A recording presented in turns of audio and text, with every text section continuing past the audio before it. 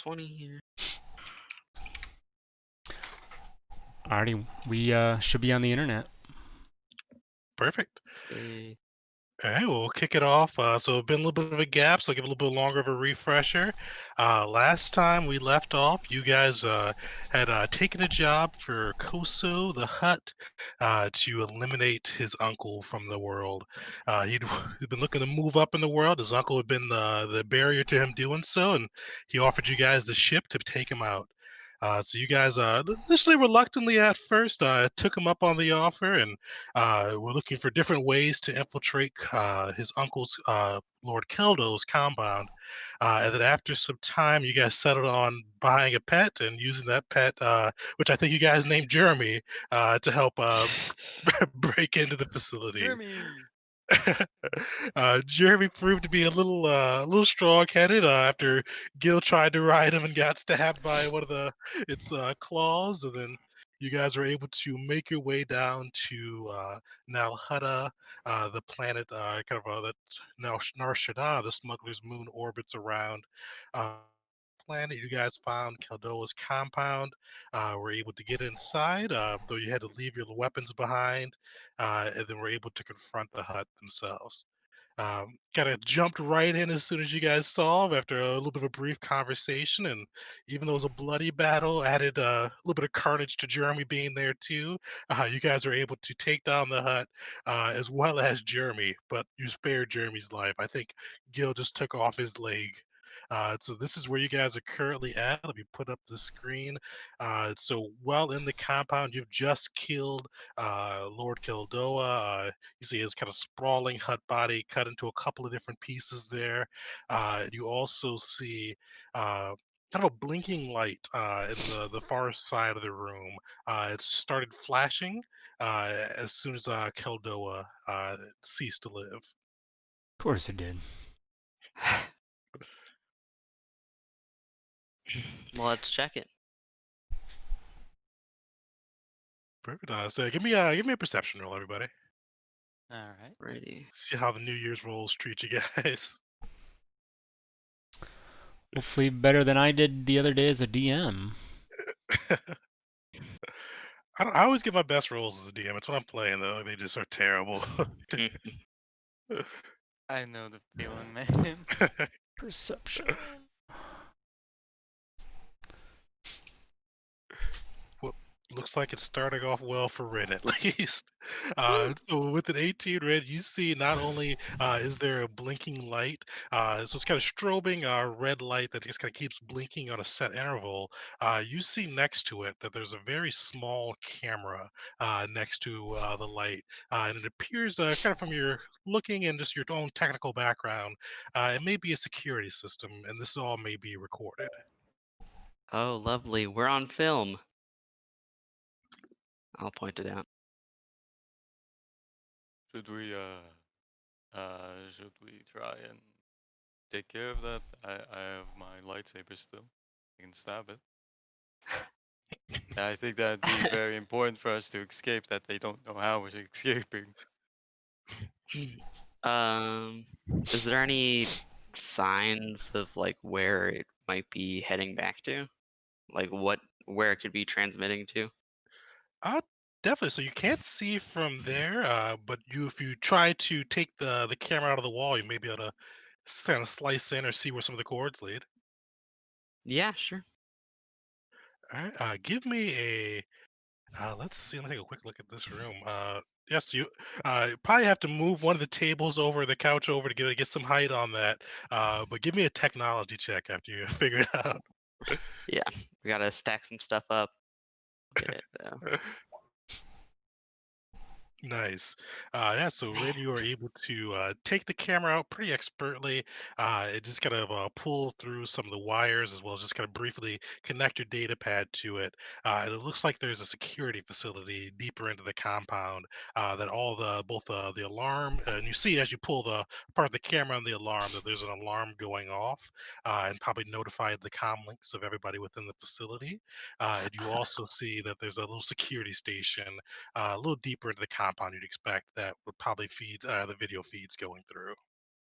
Oh, sweet. I'll relay that to everyone else. This Hutt had Basically, a it had a pacemaker installed into him that when he died, it set off alarm in his facility. yeah. Huh. I'm going to be honest. I'm. I don't think we would have thought of that. I know I wouldn't have, but I think we're in trouble now. We need to get moving. Where, Really where, fast. how far away are we from the entrance where we checked our weapons? You guys aren't too far because he's got a decent sized mansion, but you only walked through kind of a large entryway and then probably about a room or two just to get to where you're currently at. Okay. So not super far, just a little bit of walking. All right. I'll just say, Ping, I greatly appreciate lending me this here weapon of yours, but I'd really like to get something I'm a little bit more used to. We might be heading into some trouble regardless, so if the rest of you are up for it, I think a few of you are missing some things.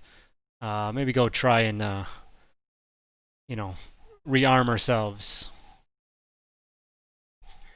So Ping just kind of scratches his head, kind of rubs his temple a little, goes, and they can't know we were here.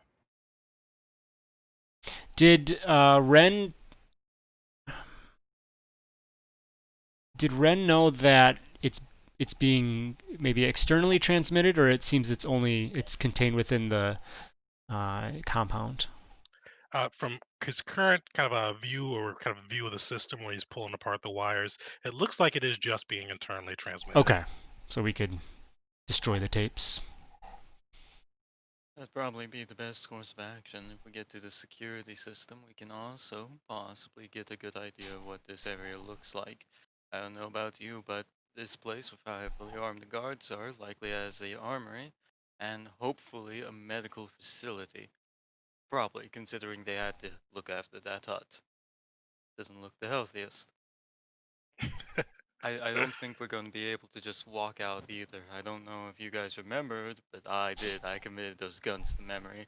If we get spotted by those turrets up top, we're Swiss cheese. Right, and I'm not suggesting we try and walk out. I'm just suggesting that we try and get back what we handed over to begin, because I think we're gonna need all we can. Oh, I Yeah, maybe absolutely find agree. somewhere I want my in here. shotgun.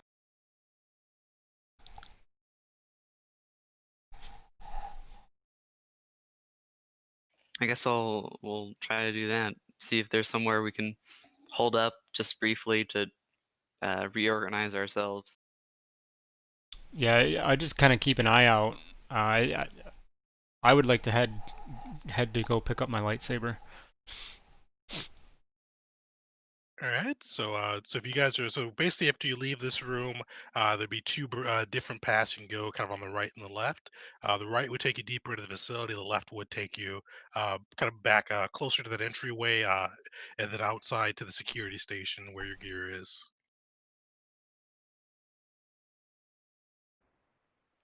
I guess I'll go back Yeah, here. Yeah. yeah. All right, so you guys, you make your way through the entry period. You don't see anyone really. You see kind of some servants running to and fro, but you don't see any kind of armed presence. You are able to make it to the kind of the door that you came in through, and then are you guys heading out? Like out of Gil the would like to compound. stealth. hmm Are we able to grab our stuff, or is that? The guy outside took your gear, so it's by the watch. Let me put the little thing up for you. So your gear's by the watchtower. Ah, so conveniently he took it out of the building. Oh, he took it before you guys came in the building. Yeah. Oh, did he? Okay. Yeah. Okay. I remember that. Oh, all right. Um. Well.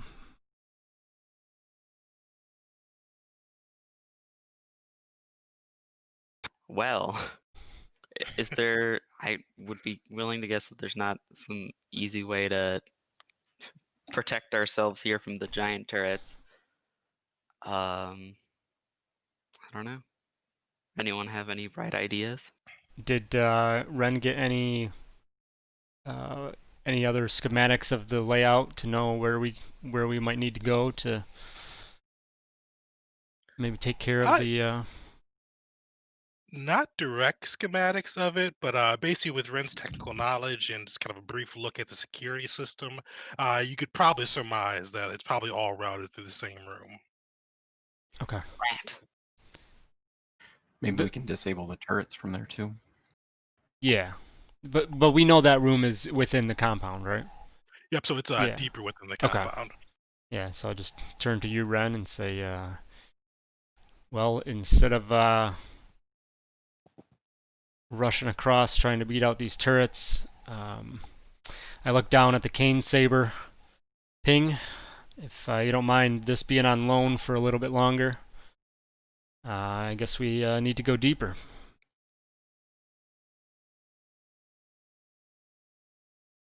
Yeah, sounds good. Perfect. So as you guys head deeper into the facility, you do see some more servants. It looks like a lot of them are kind of ducking out of here.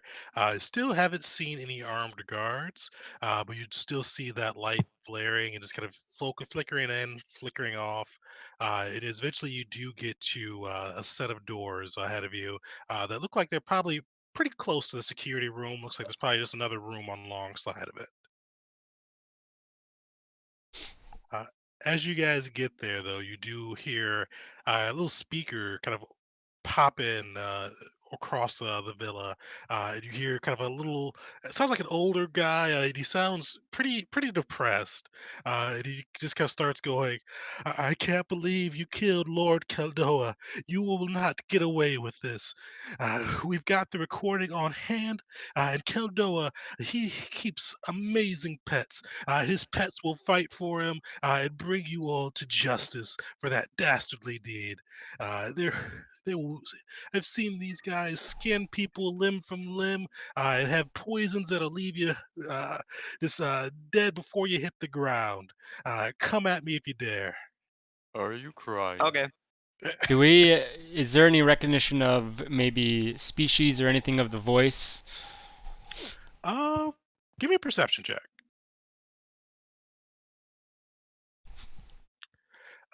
You definitely humanoid. Definitely certainly not a hut.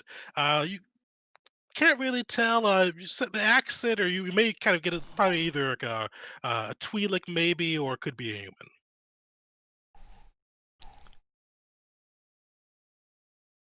And did we get any information from anybody, from Koso or anyone that would tell us who this person could be related to Keldoa? That Keldoa had a right hand man or whatever this potentially could be. Don't know if I gave you any information on that or not. But Kosa may have let you guys know that he does have a kind of a lieutenant that manages a lot of his daily affairs for Keldoa. And basically, it's a Twi'lek named Ren.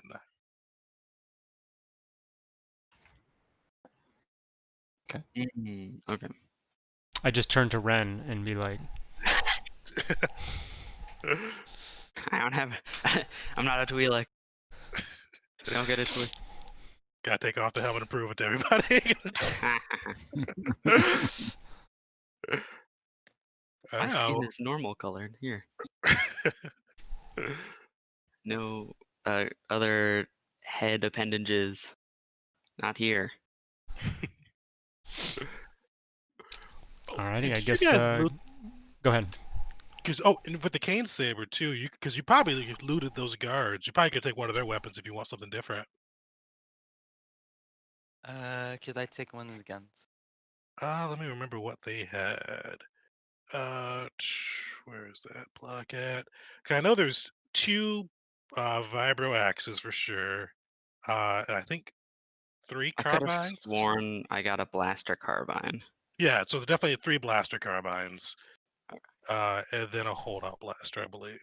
And what was the vibro weapons? Vibro axe, and I Vibro think there was a vibro X. rapier as well. All right, let me see. I'm gonna grab like one of each of those to have, and maybe, yeah, because I'm good on all vibro weapons, so I can potentially use that.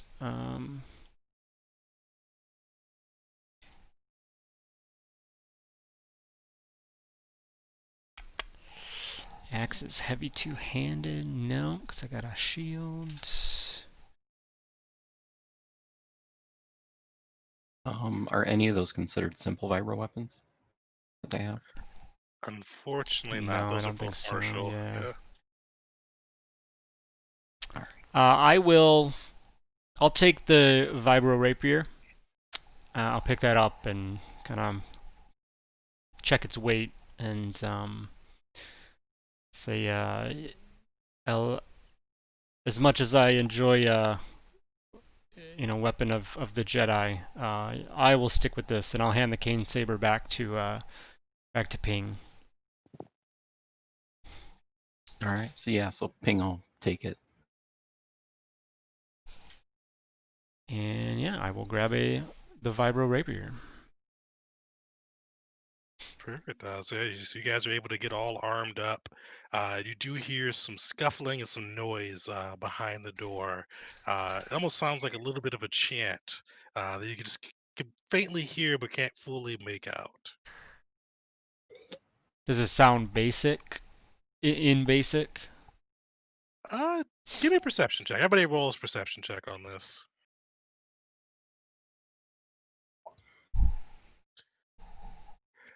Alright, so with Gil and Ren, you guys just hear noise, just kind of you hear that rhythmic chanting.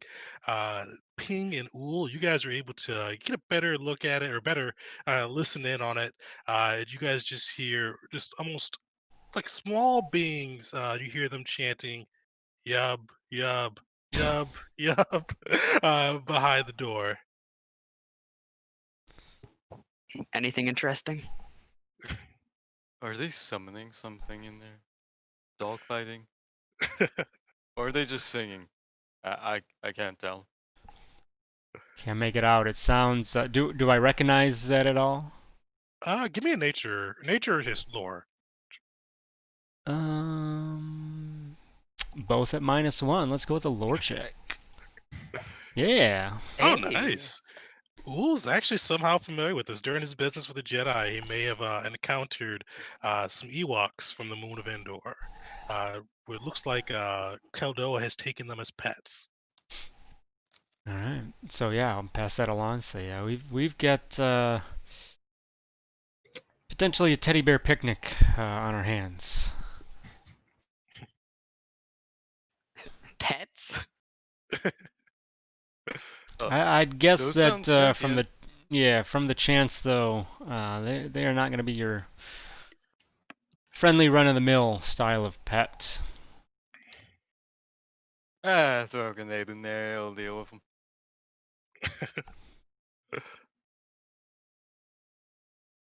All right, you guys going in? Yeah, no time like the present. Gil's gonna be Yeah. in the back with just 2 HP. Oh yeah. Do you guys have any med packs or anything? Let's check. I'm out of hit dice, by the way. I have one med pack. Says I do as well. I have 1 and 1 trauma kit. Yeah, that's the same for me. Trauma stabilizes, right? That's just right. yeah. Okay. I Before we actually go have in, one med kit. Gonna cast Armor of Aboleth. Perfect. Let me mark that down. Yeah, it only costs me 1 force point, since I still got force body up. Oh, sweet. I will head over to Gil, see him in worse for wear, and say, "This is number 2, Gil. I think that Oh, no. you've had a little bit change of heart with the group. I appreciate that. But I'm no fool to not recognize that we have strength in numbers here. So, and then I'll jam the med pack into him to give him a boost thanks, there. thanks.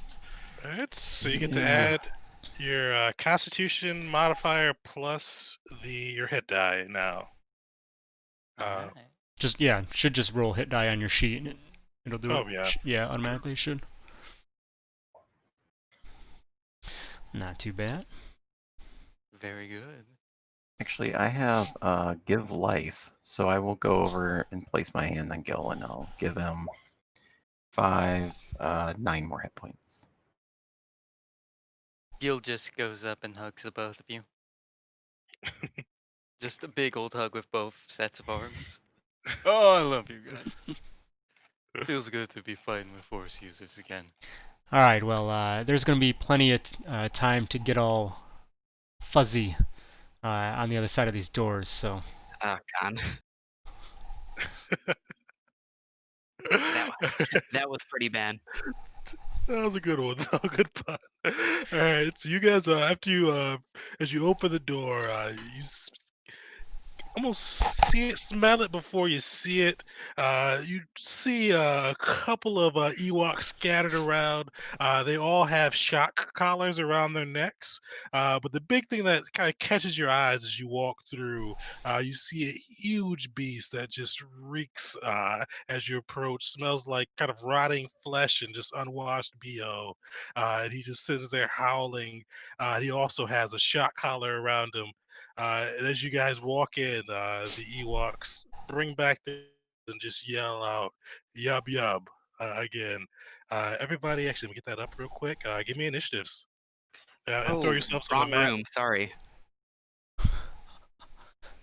By chance, does anyone speak Ewok? No. Do I have? Oh, I thought I had a. I don't have it on my list. I thought I got a translator, but I Okay. don't. I don't know that I would have that language in there anyway. Oh, and I forgot to post this, so if anybody does, we are going to be running that new bonus proficiency sub rule that came out a couple weeks ago, a week or two ago, maybe. I'll explain later, but gist of it is you get either a language or a skill, or not a skill, a toolkit, uh, one for each proficiency point that you have. So you guys are at +2 proficiency, so you can pick 2 skill or toolkits or 2 languages. The nice thing with those 2 is you get to pick them in the moment. So if somebody really cared, they could use one of their proficiency bonuses and say they know Ewokese.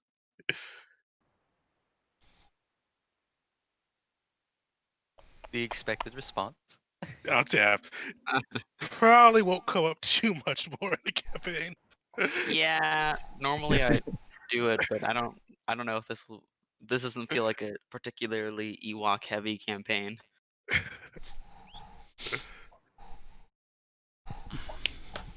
Nice.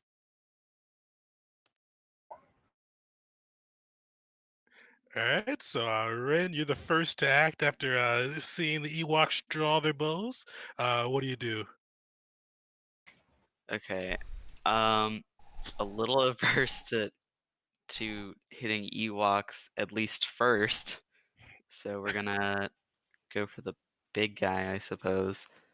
I'm gonna yeah, this seems fine. I have 1 tech point remaining, but I'm gonna use it on target lock here to target lock big guy, and then blast him with the blaster carbine, and everything should be checked. Oh, nice. Ooh. Hate to see it. Gotta love it. Yeah, no. Alright, so the first shot just goes wide. You hear the thing howl out. One of the Ewoks, you see, pokes his head out from behind his little hiding space. You see him yell out "yub yub" as he pulls out his bow, and he takes a shot at. Takes a shot at Ool. And he nat one to two. So 4 nat 1 so far. Beautiful. We're there, loving it. you see he's just so excited he can't even knock his arrow right, and it just pretty much drops to the ground. Alright, Ool, you're up. Alrighty. Let's see. Yeah, I'm gonna go. Man, I'm gonna go after the big guy. I think. Let's see. Can I get up there? Oh yeah. Does that put me in melee range? That That specific does square. put you in melee range. And just a second, I gotta pull something up. As you get closer to him, you start to that stench just gets almost overwhelming. Uh, Give me a DC. Oh, actually, no, you're good. So actually, you smell that stench, but luckily it doesn't trigger yet. You can kind of hold yourself together as you're getting that attack going. Okay. So I will. Yeah, we're gonna also use this racial trait potentially. As I do get close, as I run up, and I do get that smell, I can tell that it's pretty powerful and whatnot. And to make sure that I stay concentrated on the task at hand, I will utilize my Thorian feature of great lung capacity and close off use of needing to draw in air and resisting the smell, and I can do that for up to 15 minutes at a time. Nice, yes, yeah. Who's So, able to hold his breath and not vomit from the stench? and then I will run up and we'll do a, let's see, bonus action go into,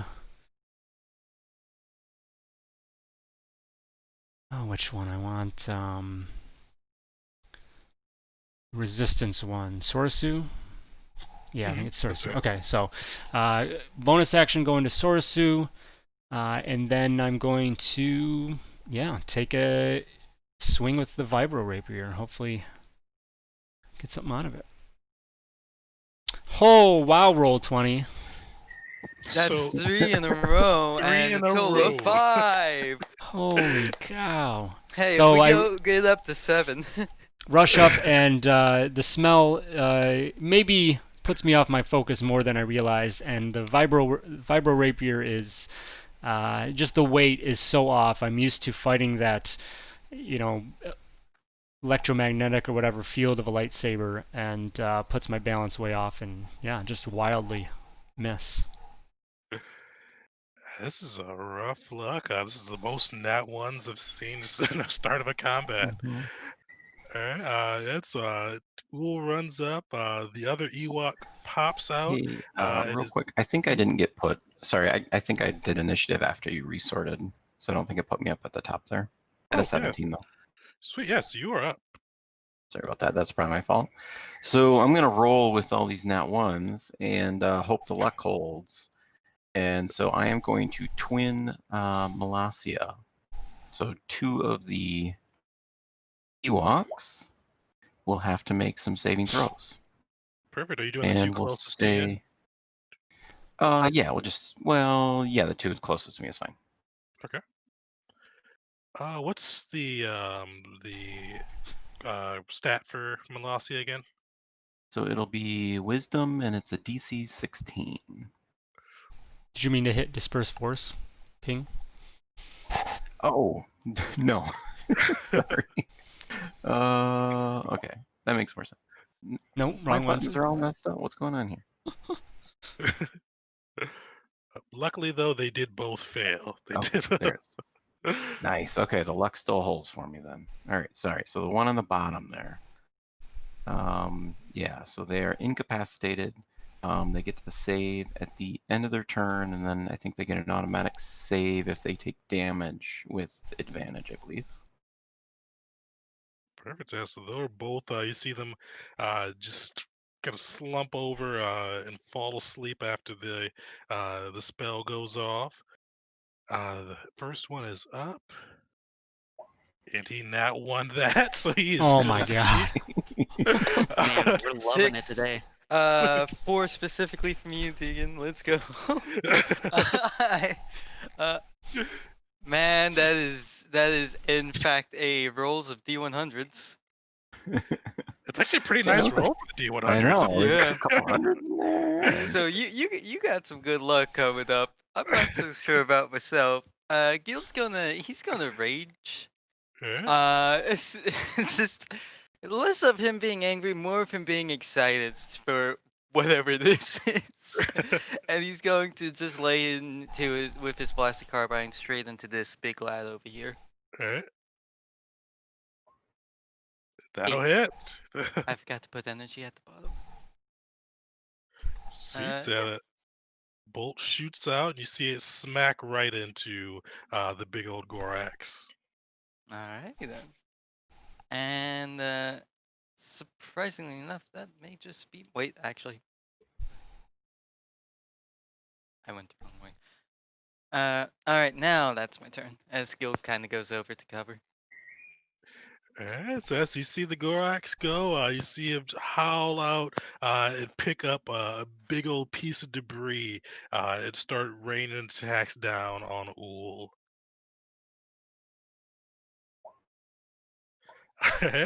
So the first one will hit for 11 kinetic damage, and the second one goes wide. So you see him smack down once, and then the other one is just completely off. All right. Yeah, so we'll take it, but he'll do his best to kind of parry some of that damage with his dancing around with his Sorusu form, reducing that in half. So 5 points, Nice. which is needed because he's not in the best shape. You see the only Ewok that's still awake goes. He is going to take he kind of pulls his bow out and is going to take a shot. If he's in range, he is at Ping. So he pulls back. Does a 16 hit you? It does, but I will use my reaction to do my counselor force power. So my AC will be 21 for the time being. Nice.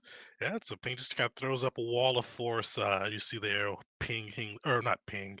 That's a hard thing with ping. I use ping a lot. So you see the arrow bounce harmlessly off the the force field.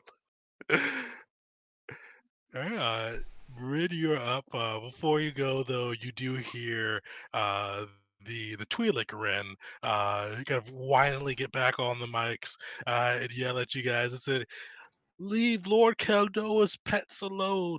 You've already killed their master. This will be your graves, but it shall be theirs. The Hutts will get their revenge." You hear him just kind of whimpering on the other end of the line. And Rid, you're up for your turn. He's still crying. You're putting a bad name to us Wrens. Okay, I'm just gonna do the same thing. Try and blaster carbine this fella over here. Alright. That'll hit. Woo! Nice. Yeah, so you get a solid hit off of him. You see the thing howl out again. Sweet. That's all I'll do. Perfect. He is asleep. Still asleep. Ooh, you're up. Alrighty. Let's see. I believe that. Nope. Okay. So I will bonus action. I think I'm gonna go. Let's see. Yeah, I'm gonna now bonus action way of Salamiri to give me hopefully a little bit extra oomph here, and then with that I will swing out with my borrowed vibro rapier. And he did hit me, so Get some berserk damage going. yeah, hopefully. So here is the attack. Nice. Nice, that hits. All right, and then I see if this modifier added correctly. Yes, it did. I think. Let's see. Nope, I don't think that's right. So the regular damage on the bottom is 9, and then oh no, that it did it right. Yeah, 3 for Way of Isilamiri, and then 4 for Berserk Style. So yeah, that's going to be 16 total points of. It's not energy. It's whatever Vibro Rapier does. Kinetic, I'd imagine. Yeah, so you get a solid blow off of him. Not looking wounded yet, but you could definitely tell he felt that. And I think that is my. Yeah, bonus action. Yep, that's my turn. All right. Ping, you are up. All right. Seeing Gil abandon me here in the middle of the field, I'm going to go find myself some cover also. So these are those like tables or? So they're little pillars. So if you get behind them, they're kind of pretty good cover. They're like +4 cover or Nice. +5 cover. Gil would actually be waving you over to him. Like, come on, Yeah. All right. So I'll follow and go over here by Gil, get behind this pillar. And then against the big guy here, I'm going to throw a feedback.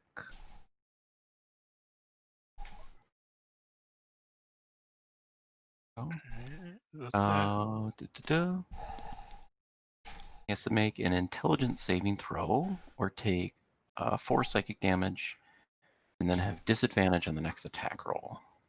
Intelligence was definitely the stat to go with. Hey, I see. dirty one. Was that not even a nat 1? No, a 3 with a No, it's not. -2. He's not known for his smarts. He's not. All right. So he has what's the penalties for that again? Disadvantage on his next attack roll. Yep, just 1 attack. So Perfect. All right. So you see him swatting at the air as you assault him through the force. Let's see if one of these guys wake up from their slumber. The Ewok is still just incapacitated from the Molossia. And Gil, you're up. All right.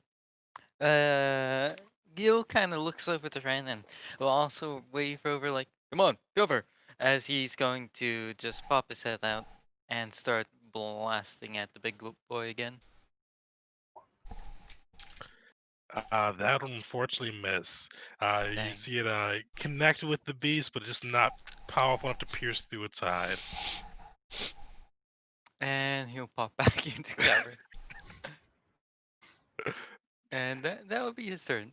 Nice, short, and sweet. Thing's just in the back.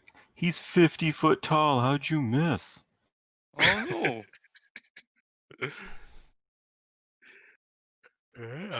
This guy is going to swing around. He's gonna swing his great club again.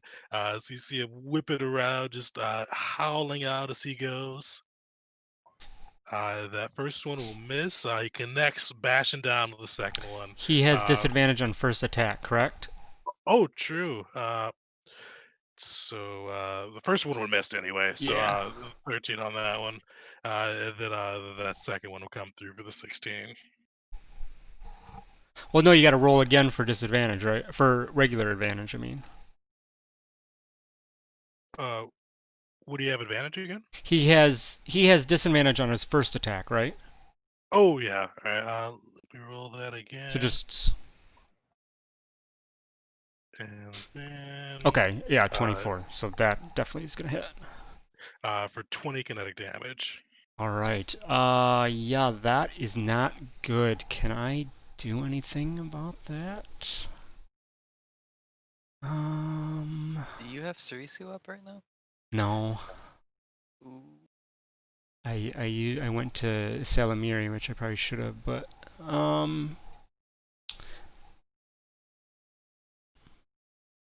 can't do any reflect or anything, right, on a melee? Not in the melee, unfortunately. Let's see. You have like a riposte or something like that. I don't know. I think you do. Is that a power? No, don't you get that from? Because aren't you a form too? No. Makashi, whatever that is. Yeah, that's form two. Is it? So I think it does have a riposte. Wait, right here, yeah. Makashi riposte. Oh yeah. Expend. Yeah, channel of the force. That's what it is. Okay. Yeah. So I will do that. So Makashi riposte. I think I have.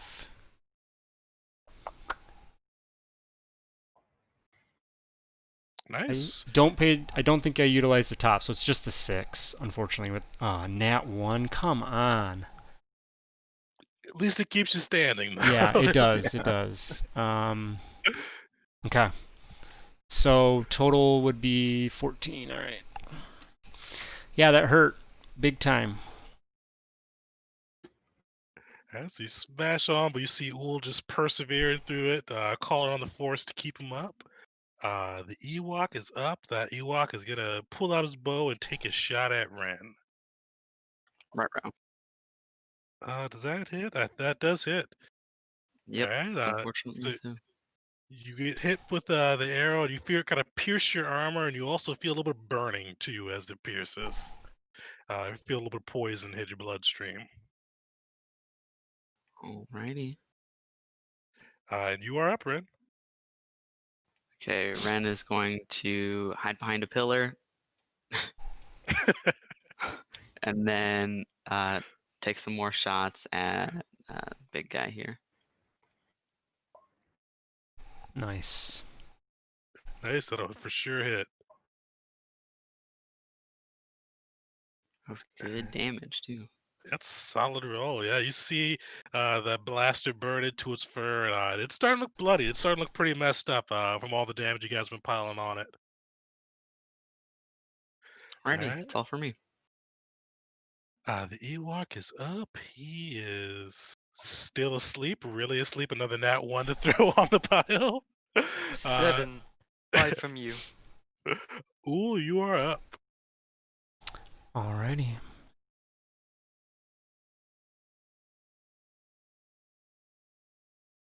Yeah, Ping is still a peanut gallery back there. He's just like, you got this. Doing good. Hey, you guys have abandoned poor Ooh. Oh, let's see. Force empowered. Let's make sure I can get my.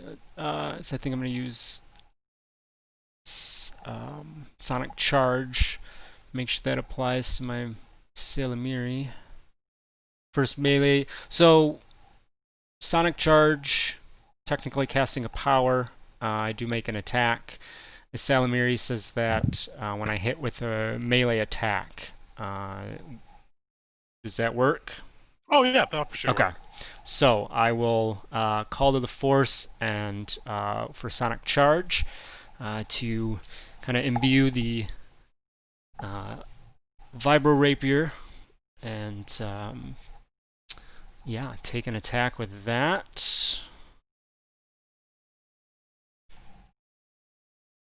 22 to hit. Nice. That hits. All right, getting used to this weapon, strike out, and 15 points of damage.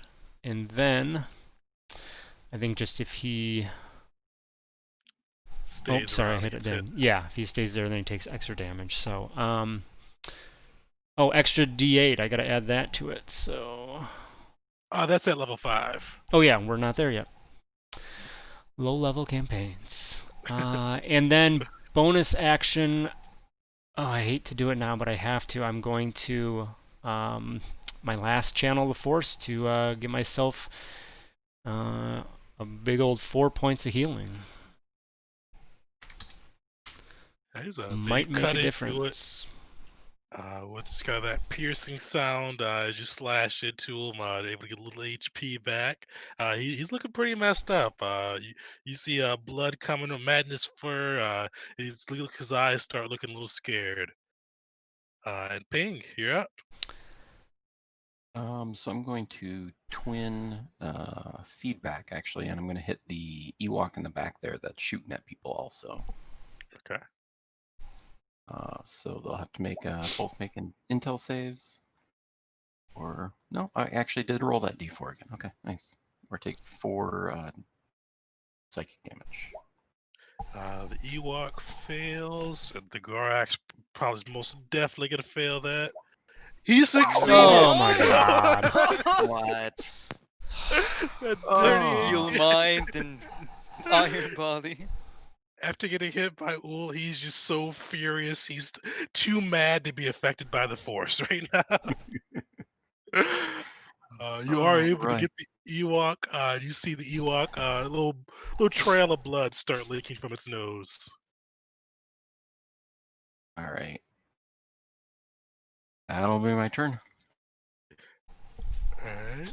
This guy. He wakes up. So you Oh see him no. kind of come back to yell out "yub yub" as he kind of gets back to his feet. I get up.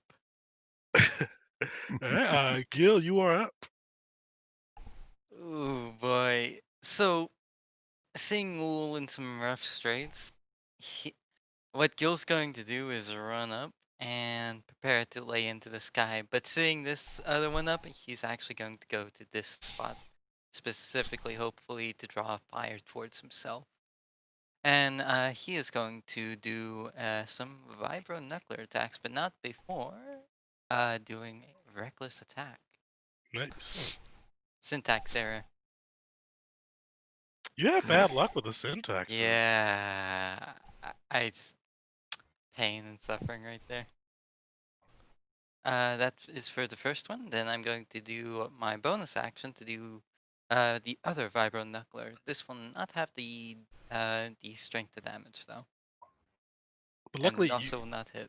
you have reckless going though, so you get to re-roll the second attack. It Ooh. will not hit. Oh So, no. unfortunately, you just missed with that first one, but you roll in, just started throwing punches. But unfortunately, you don't have your technique right and aren't able to get one that hurts the Gorax. Gil just kind of looks at Uul like, "Uh, okay, so I haven't been in hand-to-hand combat since the war, like fist to fist. Don't judge me, man. Okay." Oh man. The Gorax is up. You hear it. It was in pain. It looked a little confused as Gil ran up and started swatting at it. But it is going to attack out twice with its great club, hoping to smash in Gil.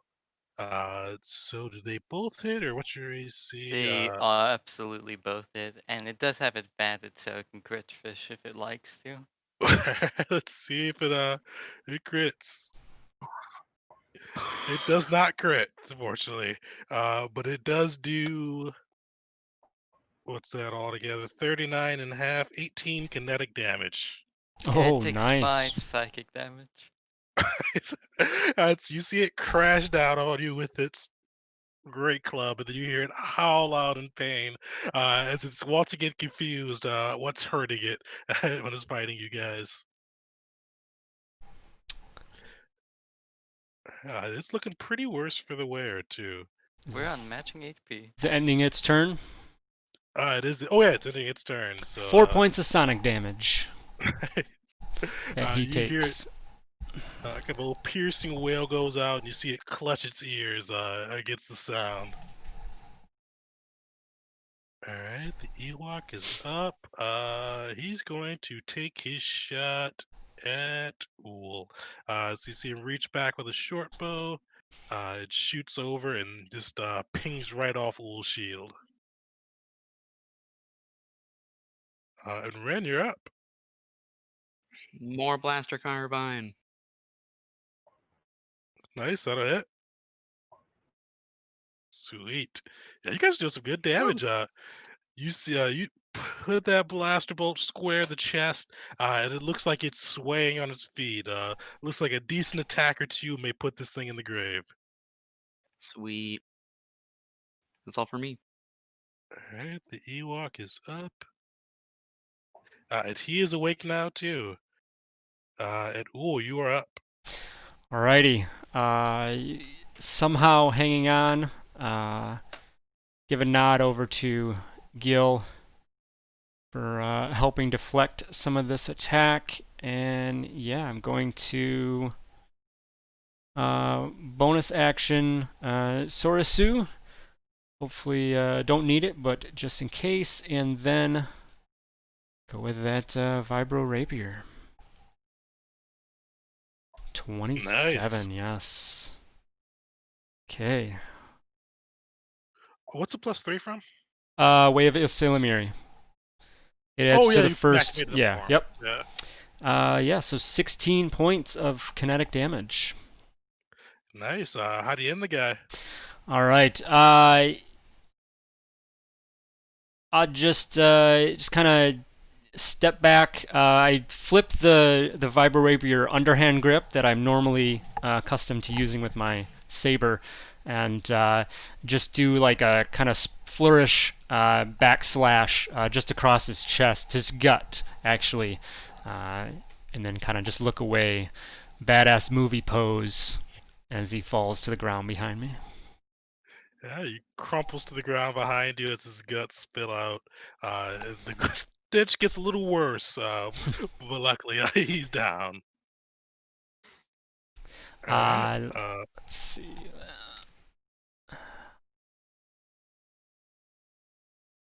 Yeah, I'll just kind of stay there. Okay, I'm good. Perfect. Ping, you're up. So Ping just looks at the Ewoks and just kind of shrugs his head and said, "Yeah, would have been easier if you guys would have just stayed asleep." And I will twin feedback again on the one at the end and then the one on the far right. All Over right. by Ren. Let's get some intelligence rolls for these guys going.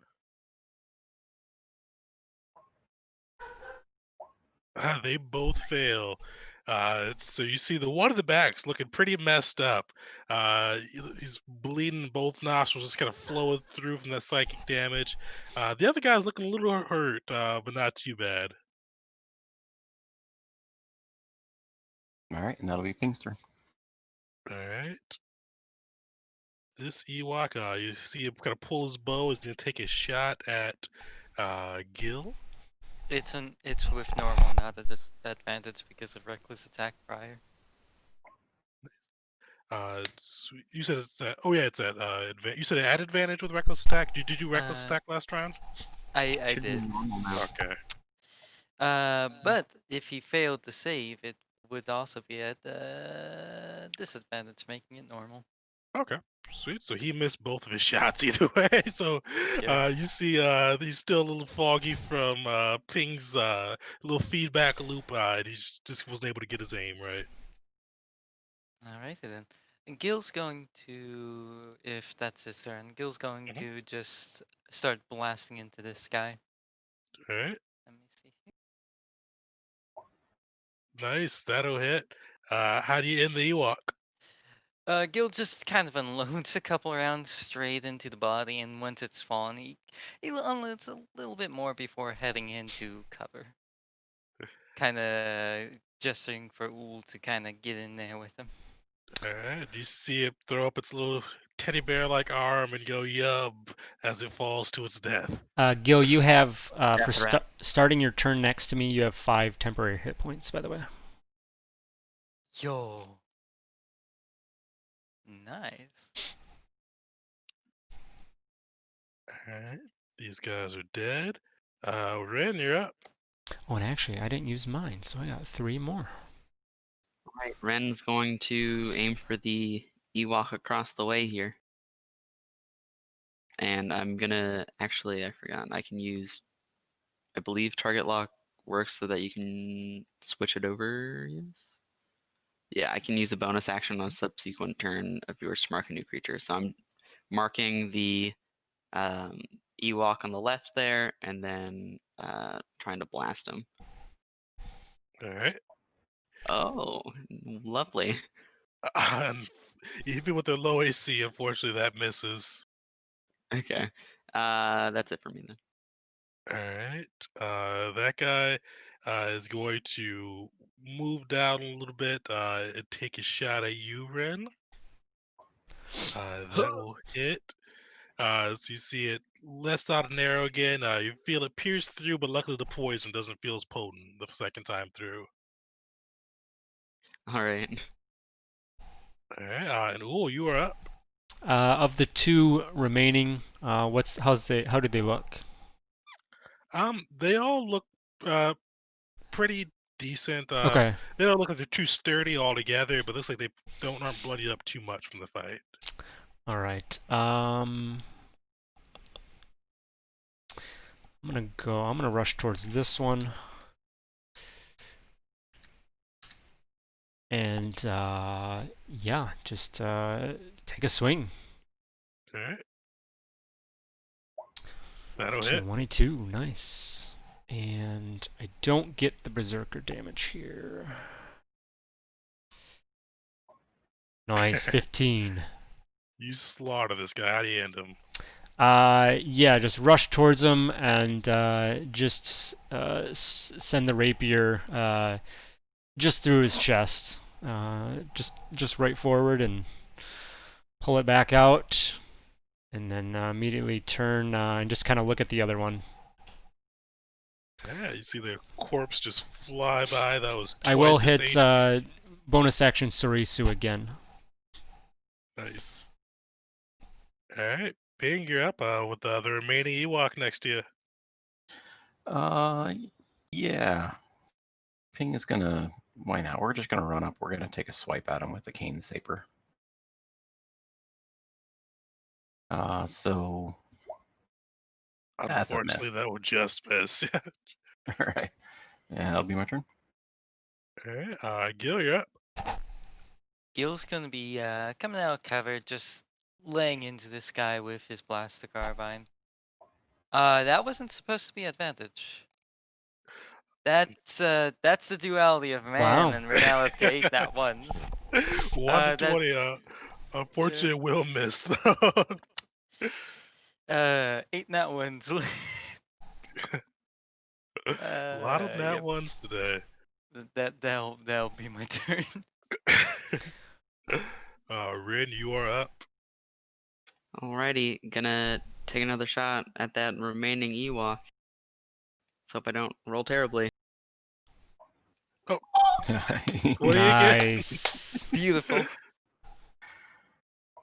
Oh, Oh yeah, you obliterate this guy. The Ewoks had 7 HP, and I'm pretty sure you tripled that if we add in the critical rules. So you hit the Ewok, and it just like burst. You see it just pretty much disintegrate. You smell some fur burning in the air. That was fun. I think we should do this more. So yeah, you guys clear the room. You do. Looks like the Twi'lek's not talking anymore, but you do hear just kind of whimpering coming over the comms. You know, I'd like to make fun of this guy, but I kind of started bawling when Jeremy turned on me, so I'm gonna start holding my tongue. So I'm gonna take one of these shock collars. Nice. Yeah. So give me a. So they are latched on. You can, if you have a security kit, try to take them off, or if you want to be a little less elegant with ripping them off. I don't have a security kit. I'm gonna go the less elegant route. Give me either give me an athletics check, or if you want to try to use the force, you can give me a force check on it. Yeah, we'll do a force check. 17. Nice. So with the force, you're able to kind of deftly manipulate it off and get yourself a shot collar. Basically, and I'll put some stats in the thing. But if you put this on somebody, they would have to make it. You can press a button, they'll make a DC 13 Constitution saving throw. If they fail, they take 2d6 damage and are stunned. Nice. All right. All right. Perfect. Let me add that in for Gil. Anything else you guys want to do here? I'll just kind of look around. I was gonna say that same thing. Just yeah, quick inspection of the large beast, I guess. Or see if there's anything else of note in the room. All right. Give me an inspection check. Investigation. Oh, sorry, investigation. Yeah, okay. No. Was this the room that did we? This wasn't the room we thought would be like the where we were headed, was it? Or is this Just before. okay?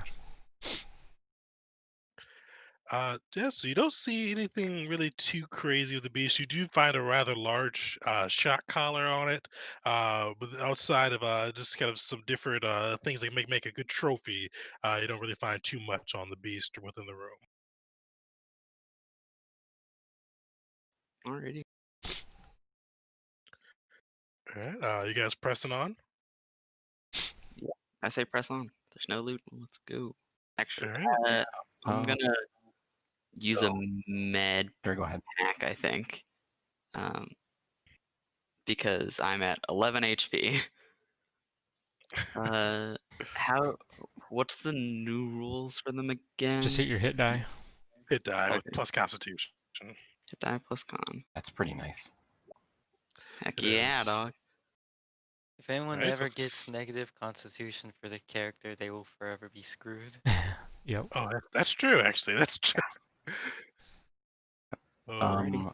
I will do a give life to Ool and Gil. So my last two. So Ool 4, Gil 4. And then I'm Thank ready you. to go. Another quick hug from Gil. Just a pat on the back. Alright. As you guys go through the door, you go into another little hallway, and at the end of it, you see a door. This door looks a little bit more reinforced than some of the doors you've come across. Looks like there's a little bit of Durasteel built into it, and it is firmly shut at the moment. Anyone want to cut into this thing with a lightsaber? Oh boy. Oh, wait a minute.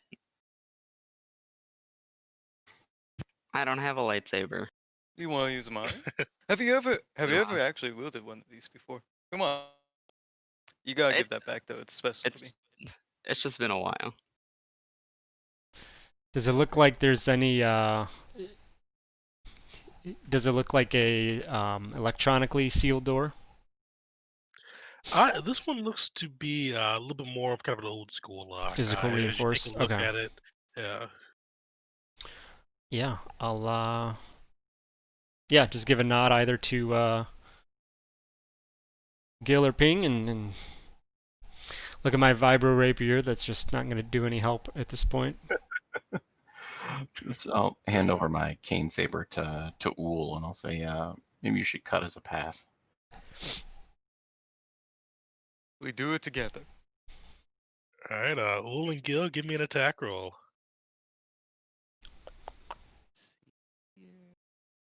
Ugh, this damn saber. I just don't like it. Luckily, it had an AC of 10, so you guys are able to kind of put your combined efforts in and cut a neat hole through the door. Once you guys come through, you see a lot of different security councils with different views of the manor. And you also see a scared Twi'lek with kind of greenish skin hiding hiding under the desk, just thinking he's being stealthy, but quietly whimpering under the desk. You do see kind of multiple screens on. And actually, give me a perception check too.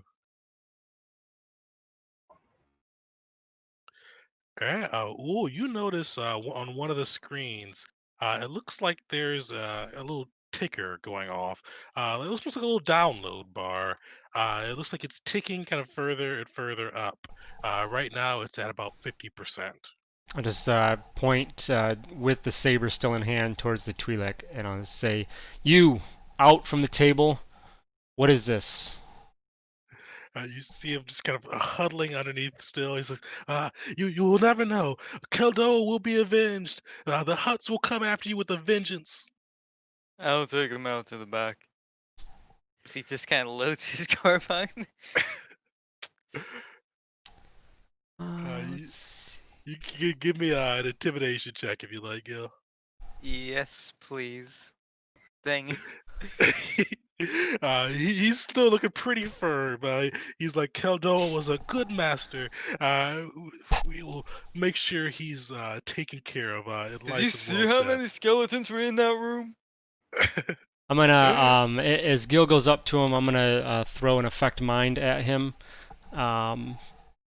DC 13. All right. And that's charisma, right? Yep, charisma. Target makes wisdom, All right. and then charisma checks have advantage if he fails. Oh, come on. He somehow manages to pass. He goes, "You guys won't get that from me. Eventually, all the world will know of your crimes." Ren, Listen, can man, you let's just talk about can you deal this. with this? So Ping just I'll kind of go shakes take his a look at head and walks up. Hold on, what'd you say, Ping? Oh, I just walk up and I put the shock collar on the Twi'lek. Yes, yes. I He say, just There you "We'll go. cooperate now." he looks super confused. He's like, I'm not a pet. You can't do this to me. Uh, and just he's looking really scared now. You guys will have advantage on any intimidation checks from that. Oh, he ran out of Anyone want any chances. fried leku? I think the scholar, you hold down the bun long enough, would make it nice and crispy. Ren, do your thing. Right. And I'm gonna go Do stand my over thing. with Gil. Sorry, Ren. I'm gonna go stand over with Gil with the cane saber and just kind of put it out at the guy as well. Actually, yeah. I imagine Gil, you've got one of his Leku pulled up. I'm gonna grab the other one, and we'll just got our sabers holding out, ready to just two clean chops. You see him just sweating profusely. Like, this is absurd. You all are madmen. Yes! I'm a four-armed Mandalorian with a lightsaber. He is a Ithorian with a cane that is also a lightsaber. I don't know what that man is, and that's a Mandalorian who apparently at one point also wielded a lightsaber. You're kind of screwed whatever way you go in this scenario. It's more likely It was this is a briefly. dream for you than anything else. You see him look a little nervous. He's like, I know where the boss kept the credits. You guys are dirty scoundrels, but if you let me go, you can get those credits and we'll just go part ways. We're not here for credits right now. Either my friend is going to have easy time taking care of whatever this information download is, or maybe you can help out and then we talk. Help us, and maybe we can help you not get maimed. So Buddy, your I like choice. You guys Maine. can roll persuasion or intimidation. Your choice. I'm Intimidation's an advantage. I'm feeling pretty good on that, so I will. Yes. Yes. Nice. Woo! You guys see a little bit of a puddle start to form at the Twi'lek's feet as he just shakes his head, just starting to sob again. He's like, "Fine, fine, I'll turn off the upload." And he's like, "We gotta let me stand first. Let go of my leku." I'll help him I stand up, but pull his Leku to stand him up, and then when he does, and yeah, what does the collar do again specifically? So if you press it, DC he has to make a DC 13 con save, or he takes 2d6 lightning damage and stunned. Okay, all right, we don't want to do that yet then. Okay. So yeah, I'll just help him up and then kind of push him over towards the console and say, do your part. You see him begin typing into the console. You see his password is "I love Keldoa," and you see the download or upload countdown stop. It looks like it was at what was that at? 65% as it stops. He's like, "See, yep, nobody. The video's still here. It didn't make it to the cloud yet. Nobody would know what you did." like your password. You see him just start crying a little bit harder. We'd like to ensure that the video itself is also taken care of. I think we can arrange that, my friend. Yes? You see him just kind of whimper again and start typing in, and you see the video, kind of the surveillance for the last fourth to about an hour or so is deleted from the records. And then I'll turn to the group and just look at them and then turn back to the Twi'lek and say, those credits, I don't need them. You've been helpful. If you can get us the rest of the way out of here, we have some belongings we'd like to pick back up. That's all yours, as far as I'm concerned. I don't have any objections, at least. I can't necessarily speak for everyone else, but So Ping goes, well, I'm not going to say no to credits. I'm not going to say no. There might be some credits that, help us out along the way. I'm actually a bit of a fool here. Give this man a little something for the road. We kind of ruined his whole life, killed many of his friends and pets. Plan on continuing to do that in the near future. Give him something for the road, because he kind of goes in for a whisper, like putting his hand in front of the Twi'lek's ear so he doesn't hear, even though he clearly would be able to hear. I don't plan on ending his life. Maiming, maybe. But I don't want to kill this guy. He's clearly like, if he wasn't a slave, he basically was a slave. Yeah, I agree with that. So Ping just kind of shrugs and he goes, all right. And then I'm actually going to try, we're going to see if this works. I'm going to try to coerce mind on the Twi'lek. All right. So he has to make I'm not sure what kind of save it is. I think that's wisdom too. wisdom, yeah. A wisdom save. It'll be DC 16. He fails. Ooh, nice. And I'm going to tell him, we will retrieve our weapons and tell everyone the Federation was behind the death of your master.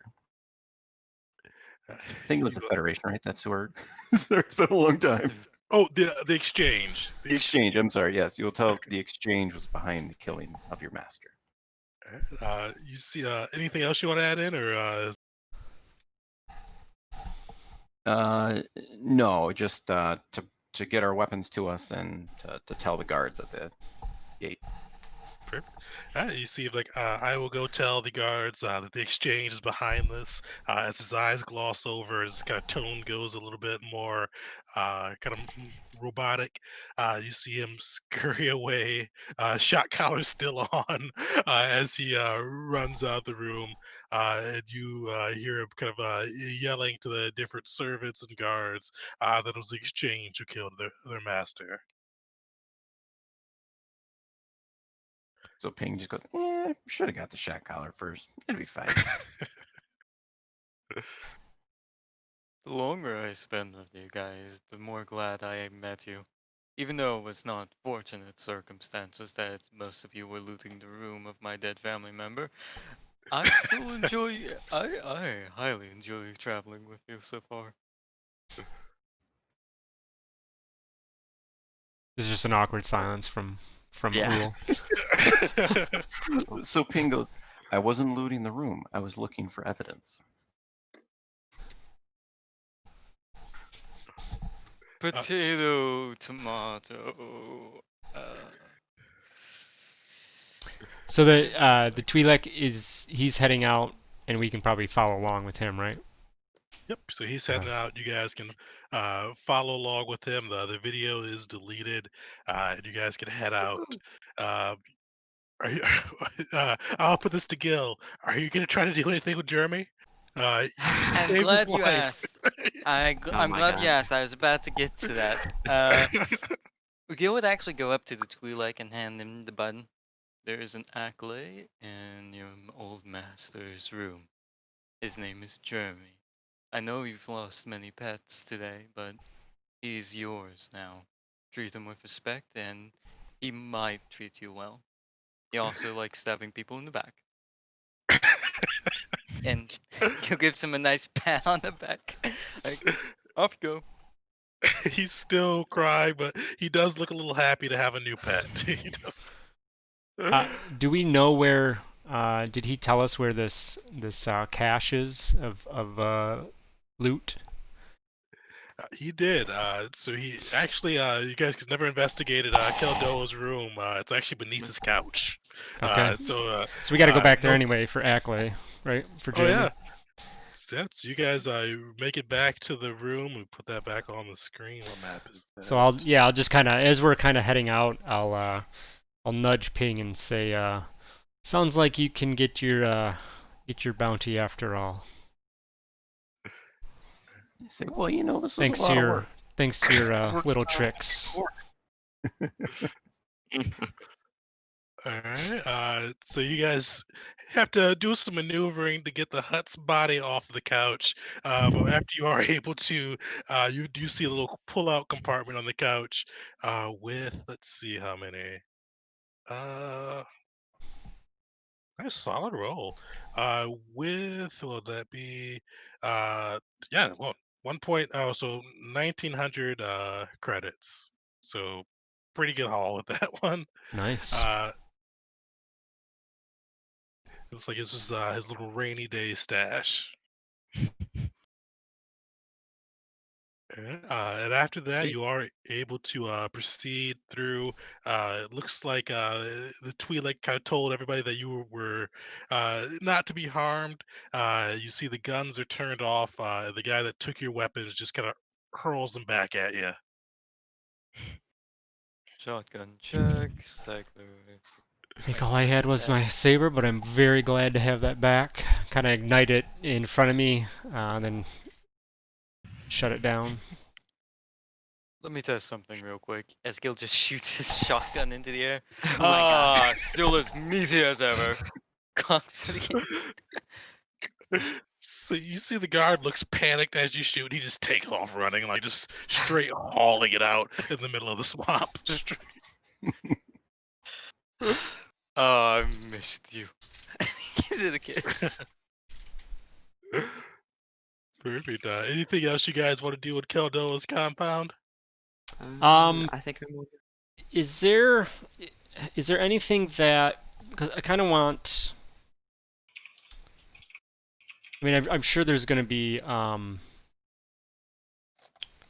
what, did we shut down the turrets? You didn't We shut we down the turrets, but you did tell the guy to tell the people Okay. to stand down. Okay. He told the turrets as well.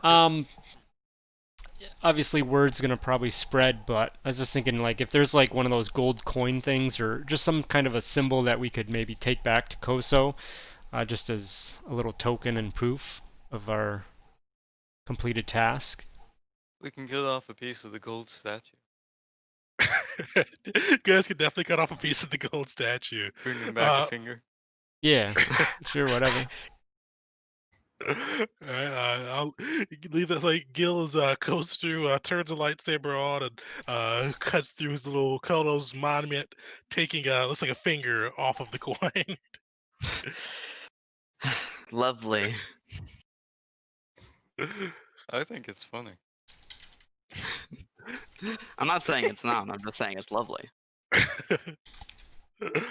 Alright, so you guys, you see the compounds in chaos. Nobody's really paying any much attention. You are able to walk past the cannons, and nobody even takes a shot at you. Woo. Nice. Perfect.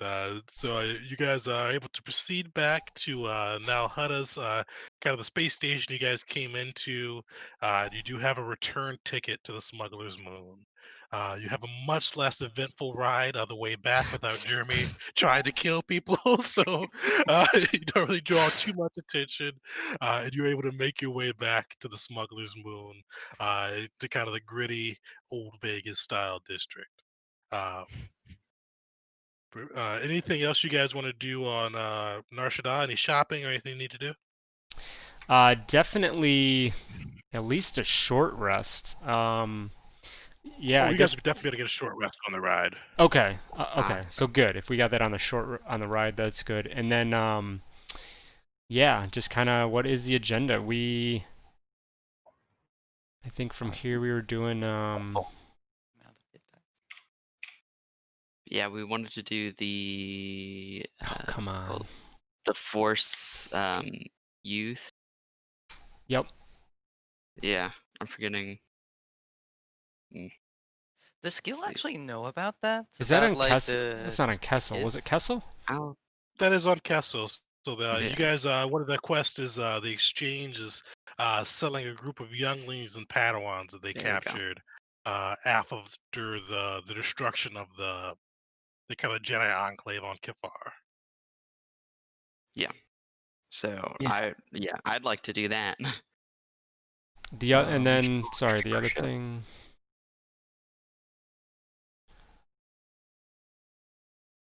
Vessel we can go retrieve rescue. our ship.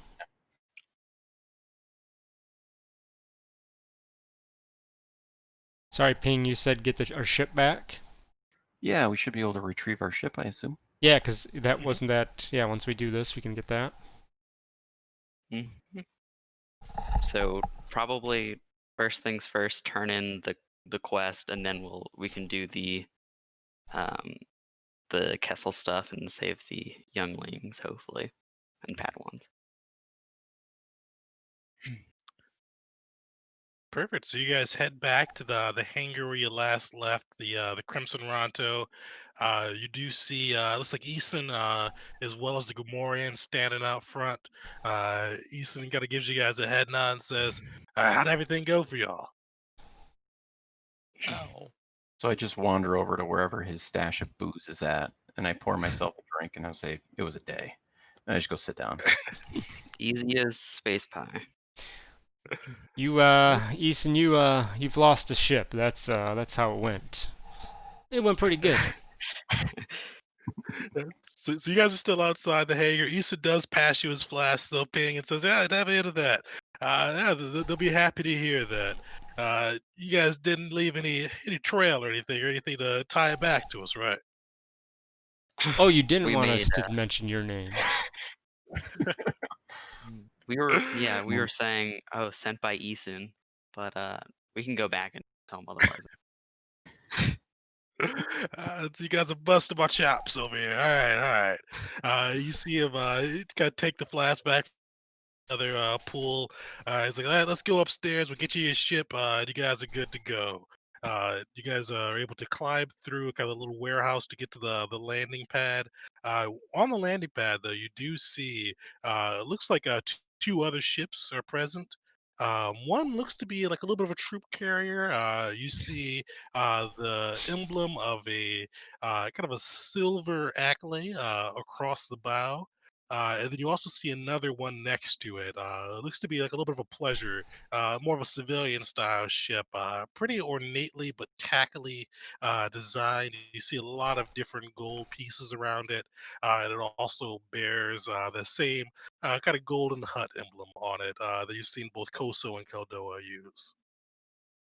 Uh, as you guys approach up there, you do see outside of that little yacht, the hut kind of slithers out, and you see Koso, and he kind of gives a big laugh as he sees you guys and says, "You all did well. I thought, based on some of your past performances, you guys would get wind up in a body bag, but you guys came through. I've been hearing rumors that the exchange tactum, Keldoa, they've already the Hut Council's already called me back to the planet. Uh, Luckily, I was already here with some of my troops just to make sure things went well and secure a couple assets, my uncles. But you guys came through in a big way. Uh, Anything to report or anything you guys want to let me know about or I should be wary of? I Gil just, hands him the golden finger. yeah, just toss him the little reward or the token. Uh, you see him smile and says, Trophy. You all did it. I didn't think you would, but my uncle's in the ground. I've got my mercs over there securing his holdings. By the end of today, I should be appointed the new boss. Especially if you guys Congratulations. say the exchange did it. Uh, you see him smile at you and says, thank you, Mando. I appreciate that." Koso, you there's a lot of weight that comes along with the symbol of yourself. It might be useful, for your number one strike team in future endeavors. Is there any sort of a something that we could carry to show that we work for the mighty Koso? You see him smile and says, "Yeah, you guys are good operatives." You see takes a data pad out and types in a couple things and throws it over to you guys. If you're ever in Hutt space or working with any of my operatives, whether it be smugglers, bounty hunters that work for our clan, show them this. They'll know that you're under my protection. And you see him smile up to almost to himself and says, to be honest with you guys, I almost had you killed when you came here. Didn't really want many loose ends, but he points to Eason. He says, "The dude barely likes you all. Sounds like you guys bonded, and him and the Gamoran wouldn't shut up about it. So I decided to let you all live." Uh, Fortunately, though, he kind of leans in, and the smile kind of goes a little less sincere. He says, "Eason let it slip that you guys are Jedi or Force users, shall we say? So you've got a little dirt on me, I've got some dirt on you. That's how a good partnership is made, isn't that right?" Yeah, You yeah, understand that I'm excellent. well known, right? In the Mandalorian community, I kind of swap sides mid-war. It's not a secret what I used to be. Well, I'd give you a pat on the shoulder, but I can tell you don't want to be touched. Koso, we understand where you're coming from, but just remember, uh, our last encounter with the Hutt went our way. You see, he ponders it for a second, but then laughs and says, that it did. Today's a good day. I usually don't like threats, but you guys have made me a much wealthier Hut, I'm so gonna I'm I'll gonna forgive you slap for him and that give one. like kind of a sarcastic like laugh as well after that statement, like kind of playing off that I'm being a little sarcastic about it. But Ha ha. uh, you see Easton in the background, like, start sweating a bit.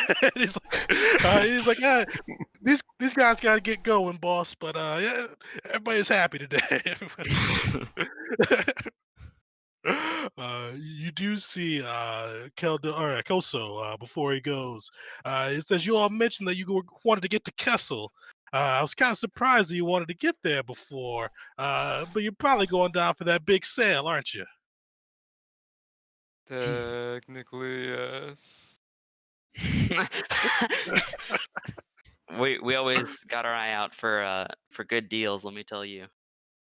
He says, It'll be a steal. he says, ain't that the way of the world? Uh, but I do have a bit of information to help you out on this.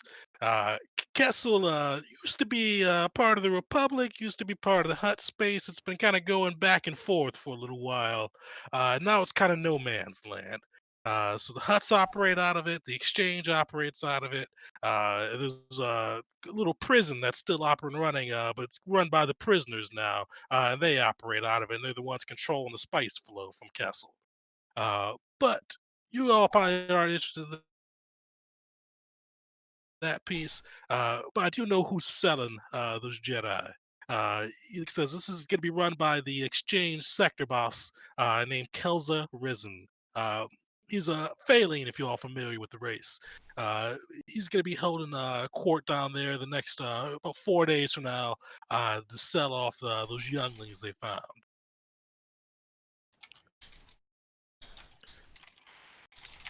What are we gonna do after we get those younglings, by the way? Do we have a plan for that? You know, we'll figure it out as we go. is this one? Do we have a timeline on when? Is there like a big like auction or sale or something? Do we have like a kind of a date? Koso says, yeah, they're selling them, and the sale itself goes down in 4 days, but they're doing a little bit of a demonstration of the goods, I've heard, in 3 days. Okay. Looks like I'm just gonna suggest that if either if Koso can help us with this or if we can pose as prospective buyers. Koso smiles and says, yeah, I'm in a good mood today. I, I could give you some credentials that aren't tied to myself or the Hutt clans that may let you through. Uh, but you all would owe me a favor. Hmm. When it comes to my favor, it'd be best to cash that in whenever I'm about to blow your head off next time you and me go toe to toe. But I'm gonna phone you that favor. Gives me Goes to another chance after that to go after you. Koso starts glaring, and you see Easton start twitching, and you see Easton Wait, just that kind of was start. Koso? I thought this Yeah, was that was Ko- Eason. Oh no, no, Gil that was does not Koso. say that. I thought we were talking to Eason now. My bad. He would Oh, not say that. He would not say that. okay. Uh, Koso, gonna recognize that Koso goes on and says, I know you all a lot, especially being Jedi. I probably don't want to owe a Hutt a favor, but I do know who's gonna be there to buy that Jedi. From what I've heard, the remnants of Revan's empire, Darth Bessanon, as the new boss is sending some representatives of the Sith to see if they can buy the younglings. He looks over at Ren and Gil. I've even heard tell that the Mandos are going to be out there hoping to expand their clans with some Force sensitives. I am very Isn't that interested in that. interesting? It says, Who dares? uh, so I know you guys are pretty formidable, but you can go it alone if you like. There's no skin off my back. I'm having a good day today. But I always like to keep those I'm working with, to give everybody a little bit of what they want, and hopefully I can get what I want in the future. Ping just kind of shrugs. He goes, "What's a favor among friends, right?" Ah. You see the Hutt smile and just kind of thump its tail. That's the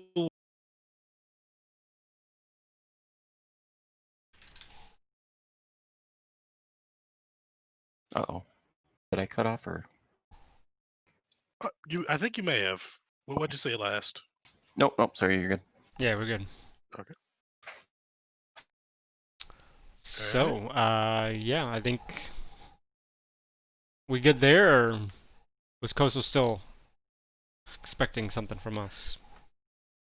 Are you guys taking the favor, or are you guys just gonna try it on your The own? favor Gil's is willing the favor to take was the favor. yeah, the favor was in exchange for helping us kind of get into the sale or whatever, right? Exactly. I mean, actually, Gil would kind of bring up the fact that if some Mandalorian clans are going there, then maybe that him and Ren could kind of infiltrate. Koso, how confident are you in getting what we want to get in here? He smiles as there was supposed to be a buyer that was going to be going along with these guys. Uh, little pirate group known as the Silver Novas. But let's say I had to do a little bit of cleanup work. They often did some jobs for my uncle, and I took them out before we came here, or at least the captain out. So it should be good. He had an invitation. They're expecting them. You guys slap some logos on and say you're Silver Novas. Nobody should be the wiser. I'll kind of turn to I'll turn to Ren. I'll look at Gil quick, but then turn back to Ren and say, you obviously know where I'm at with both the Sith and the Mandalorians. Yep. Well aware. I've done what I can to try and be stable and rational, but taking on a favor from the Hutt might be winning out. I'm not sure that I don't know, being with some more higher up Mandalorians, I'm not sure they would take so kindly to my uh my presence as you would maybe guess. I think perhaps being indebted to Kosa would be a worthy risk at this point. Ren, what did you do to the Mandalorian? I don't know. What did you do to the Mandalorians? Fought for them during the war. Yeah. Yeah, I I just did kind of, too. I'll cut in and say she did as well. Are you on board, Gil? I'm good with taking the favor, but I wanna. Well, I can get why you may be against them joining up with the Mandalorians, but Ren, later on, I want to hear your side. Why you're not so comfortable with it? Yeah, sure, we'll talk. And then Ren will turn to Uhl and put like a hand up to her face and say, "Wow."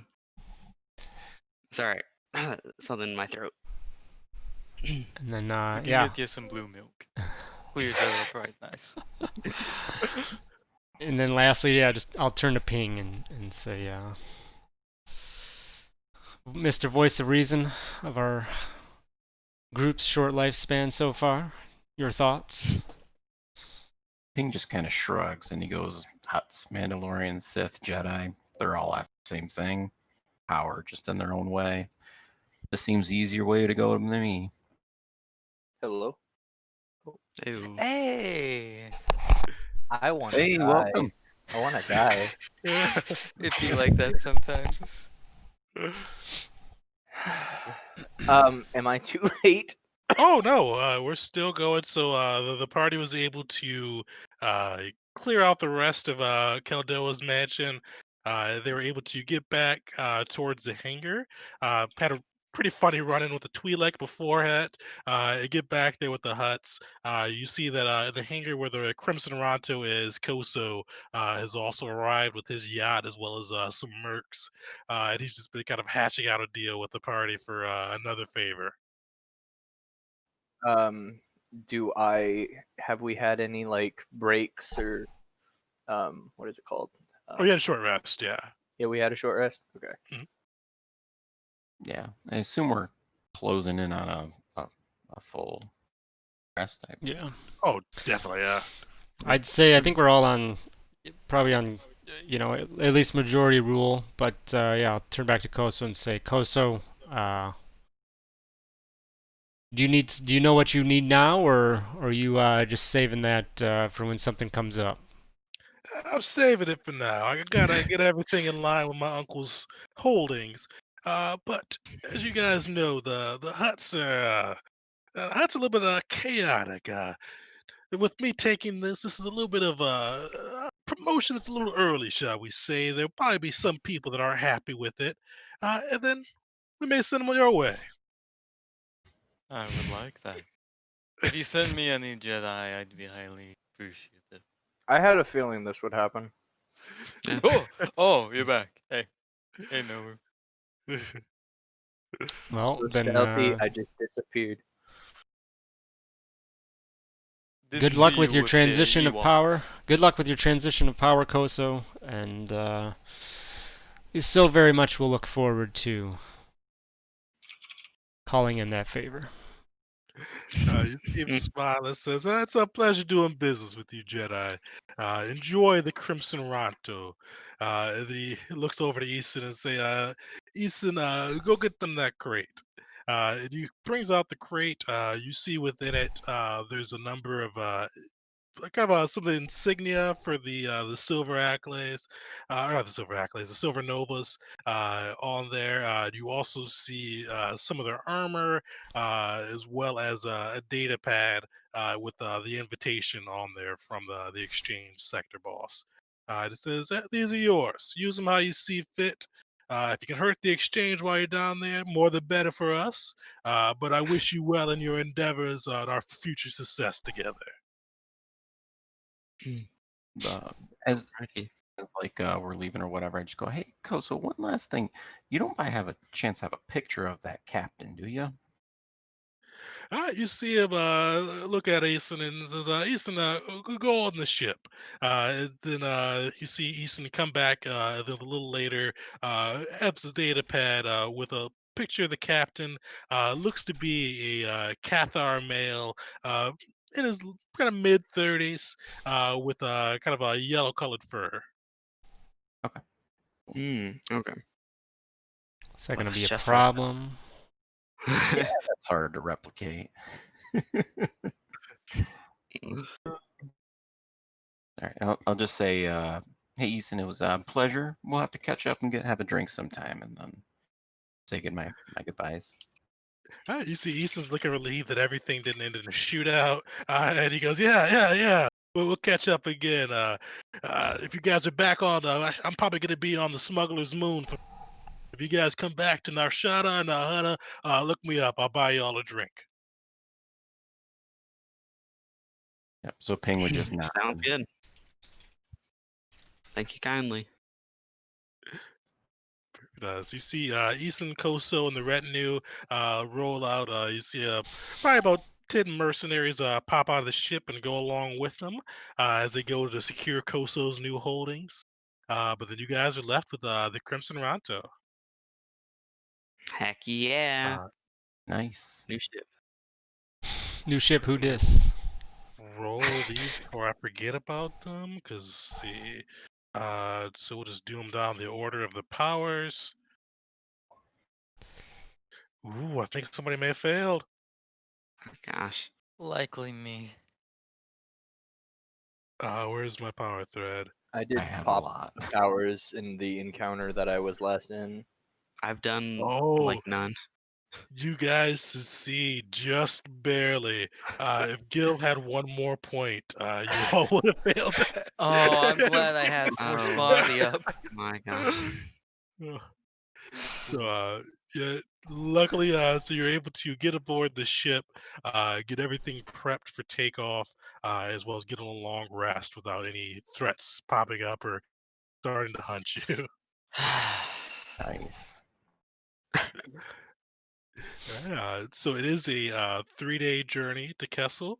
You guys, and we'll post this in the later threads. If there's a downtime or small downtime activity you want to do, or if you want to start learning a certain skill in the interim, we can do that too. But we'll kind of handle that off thread.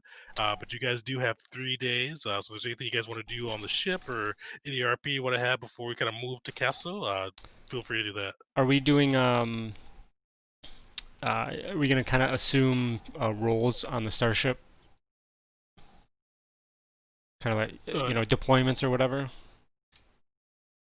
Oh, definitely. So if you guys, yeah, so that kind of be a good time to see where you guys want to have your rules on the ship as well. See how that goes. Gil Okay. likes guns. Yeah, I'd have to kind of look over. What are we gonna? We gonna utilize the existing rules? We'll probably be. So we're not doing any Starship today, but we will be moving Yeah. to the new rules for it. Okay. Look at yeah. Okay. So I have to look into that, see how that works. So, okay.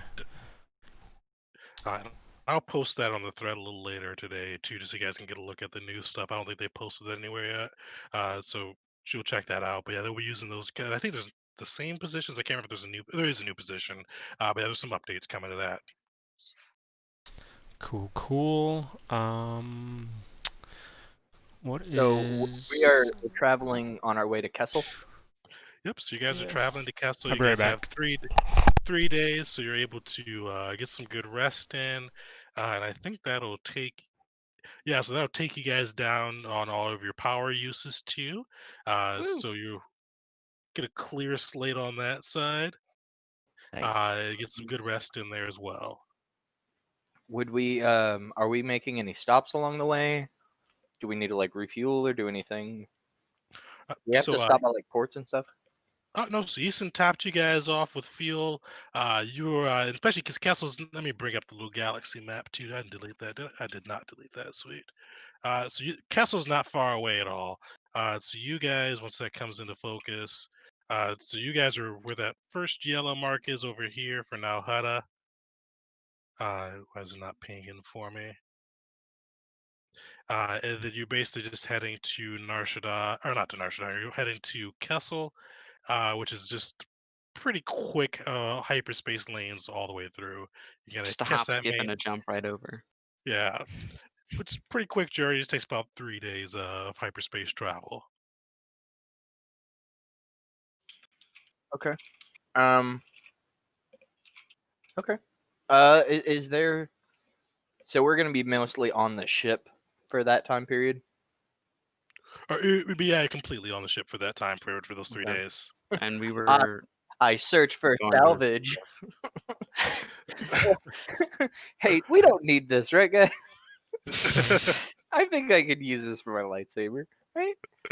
left a bunch of stuff lying around, and we were going to talk about deployments and stuff as Yeah. well.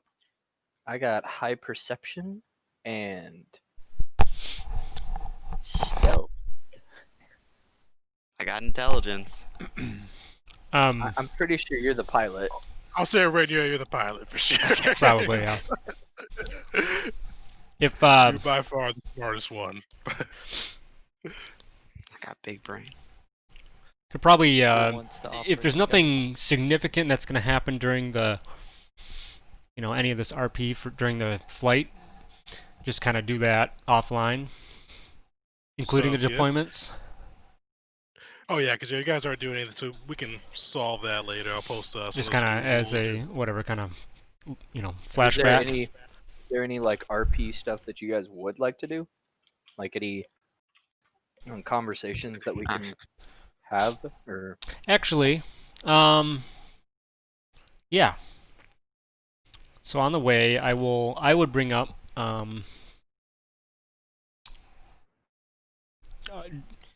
post it in the RP chat so that we don't forget it. Well, yeah, no, we'll be fine. um Okay, go for it.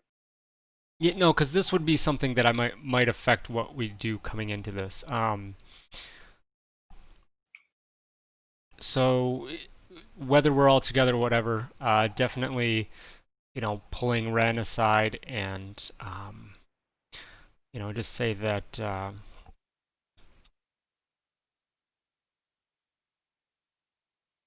there's still a lot of unfinished business that I have with probably more so the Sith than the Mandalorians. But what are your thoughts here on the situation? Do we just do our main job and rescue these children? It's hard for me to look away from the opportunity of maybe capitalizing on something else against those that have done wrong to us in the past. Yeah, it's a hard call, but I think overall our main objective should still just be on rescuing those Padawans and younglings, because in its own sort of way that'll hurt the Sith as well. But I think it might not be a bad idea to keep an eye out for a way to, mess them up in whatever way we can without endangering, the young ones. Gil, Noru, no I any thought intention I on thought you were trying to- extracurriculars? I thought you were trying to talk about hey, what if we corrupt these younglings and the Sith? Oh, And I was like, I don't know, I kind of would have a problem with that. we didn't mention that we're both Sith. Oh, whoops. Gil would kind of speak up for a second. Yes. I say we take a look at the Mandalorian clan that's there. If they're just out for blood and war and don't have any love for each other, then they don't really matter. But if they are a true clan, they stick together and they uphold the creed, then I'd actually make an argument for them having the younglings. It's understandable. Out of character, Tegan, lore-wise, if this is something that I would know, because the Mandalorian War is over, right? Yep. So the Mandalorian War, sketchy on dates. I think at least 10 years done by now. Okay, so that ended, and then was it after that when Revan split off to the Sith Empire? Yep. So they probably about created the 2 years Jedi after Civil that War. or so. Okay. They had So the Civil what War, happened to so a lot of the Mandalorians, that obviously was a key shakeup among them, I would imagine. Um, where do they kind of stand? Kind of getting coming off of what Gil just said. Um, are they still out there? Are there still fragments of the old warring Mandalorians, or So Well, the there's Mandalorians at this point got beat pretty bad. So most of them were at blanking on the planet's name right now, Malachor, where after Revan beat them and they surrendered, he took their armor, the weapons, and just shredded it pretty much. Most of the Mandalorians at that point scattered, became mercenaries. okay? They stopped. They're not really united as much anymore. Uh, Gil and probably Ren would know that there are a couple of different clans trying to get everybody back together for different reasons. Some want to regain their own glory and kind of restart the Mandalorian crusade. Others just want kind of the security in numbers and reclaim the heritage. It's kind of a mixed bag for what everybody wants. But most of the clans overall have just kind of scattered and are doing Okay. their own thing. So yeah, with that, and then I would think that Will would have enough of a grasp of some of that. That yeah, his focus will definitely be more on the Sith. Then there's definitely some bad blood there and bad feelings about how that went down. So yeah, kind of I guess I somewhat take off the table any intention to maybe also try to cut into the Mandalorians. He wouldn't see them as much of a threat or whatever a big deal. So just to put that out there. Listen, ooh, if Just we a get quick a question. chance to do some damage to the Sith, those kind of Force users that focus on the dark side, I love to fight and I love to kill. It's a challenge, but I'm not willing to risk the lives of children in order to do so. I My understand. primary First things focus will be first. Yes. on the Noru young ones. is shocked to hear that he's actually traveling with Sith because he doesn't like Sith because he's a Jedi Yeah, or what? was a Jedi. Who do you think? No one said. That always said. Yeah. No one Sith. Oh, okay. I thought you guys were okay. We're never talking mind. about. Okay. We're talking about. Because they're gonna be where we're going. So Okay, the Sith are Yeah. going to be okay. yeah. No All one right. says. Phew. I was about to be really confused for a minute. I was like, I was traveling with Sith this whole time. What? Yeah, so Bamboozled. Will specifically like, hey, I would love to go and do something do something to those Sith. So Okay. it's yeah. Yeah, yeah. You guys were talking like X-Nay on the Sith day, and I was like, are you guys? Am I gonna have a saber in the back? Is this gonna end poorly for me? I No one in our mean, group is openly Sith. It's fine. So Openly. Gil is I did have a openly Star like Wars all question, though. sides of the Force. We have a don't I ask, did don't tell have a- policy on Zap. being Darksiders. Yeah. right. I Um, have no problem in if you want to this- mess up the Sith. I think prioritizing the safety of the kids. Yeah. Ping. Okay.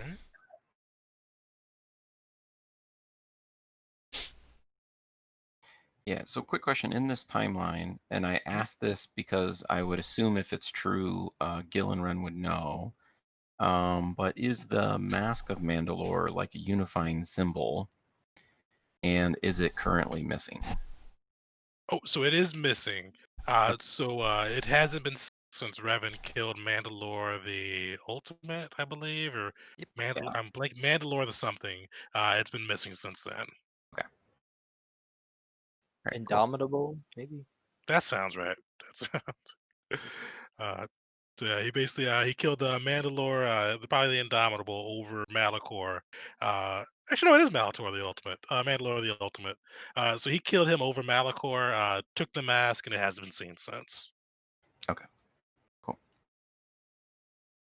So, but Ping would just kind of interject in the conversation and just go, whether we like it or not, all Force users are targets. Jedi, Sith, or neither. That's why I asked earlier, what is our plan if we save the kids?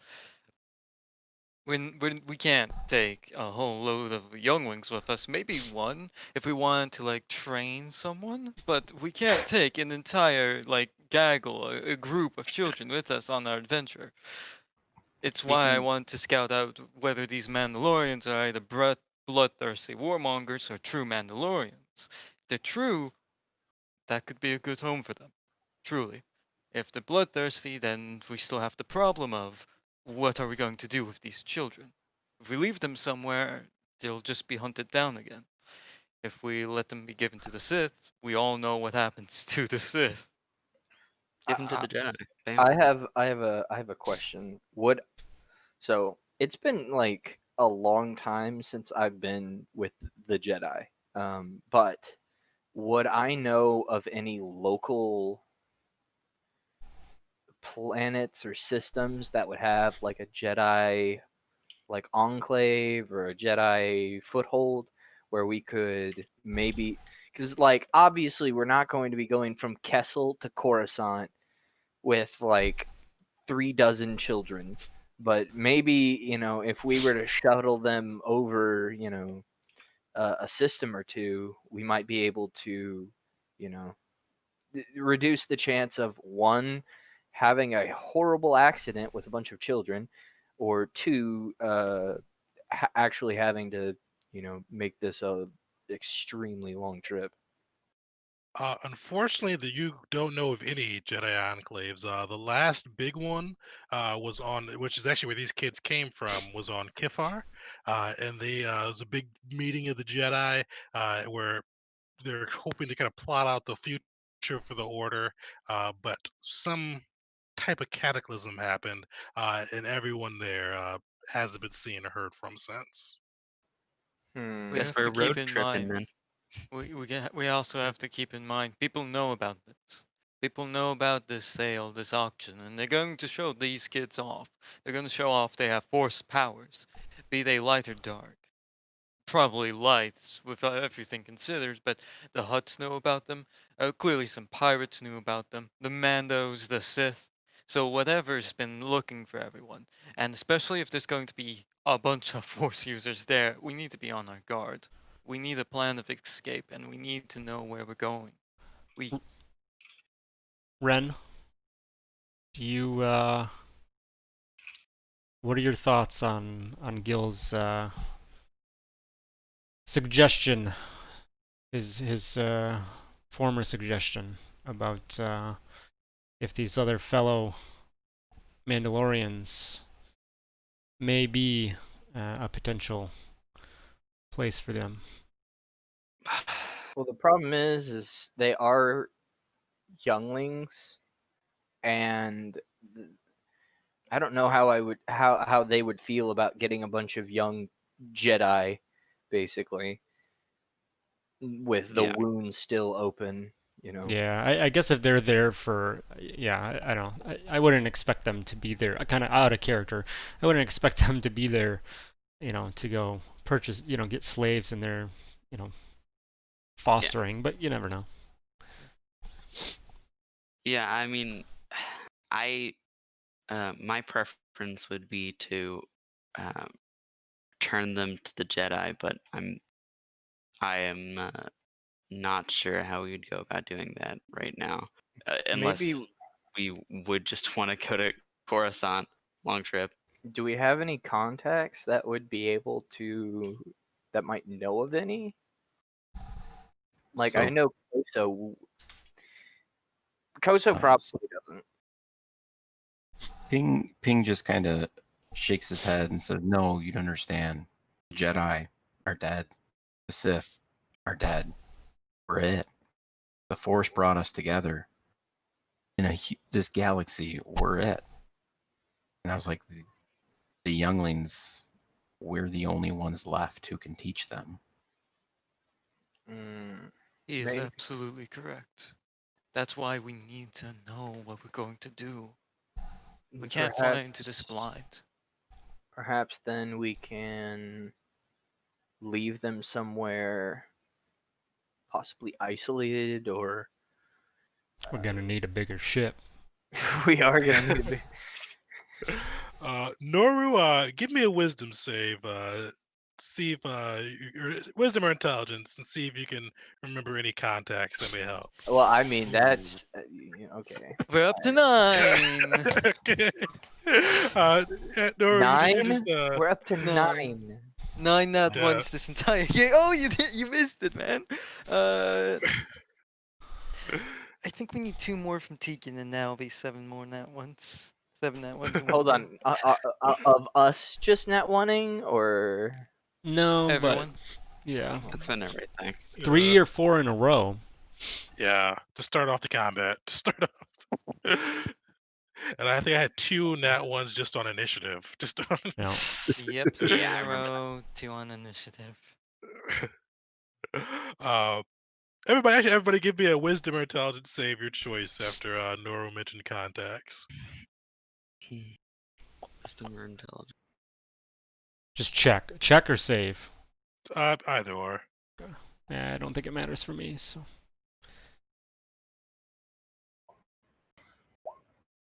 Ooh. All right, so Ulren and Ping, you guys, as Nora mentioned contacts. Depending on what you guys want to do with the kids, you may think of two who seems to be pretty connected with people around the galaxy. May know of somebody you can work with.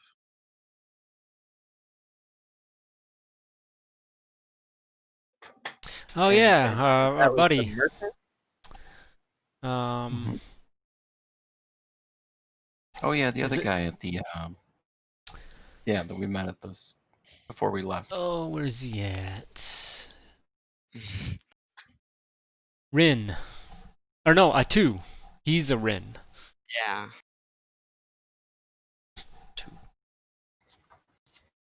Not to be confused with Ren. Aren? Yeah. No, we've had way too Okay. many of this. No, what do you guys say? Atu?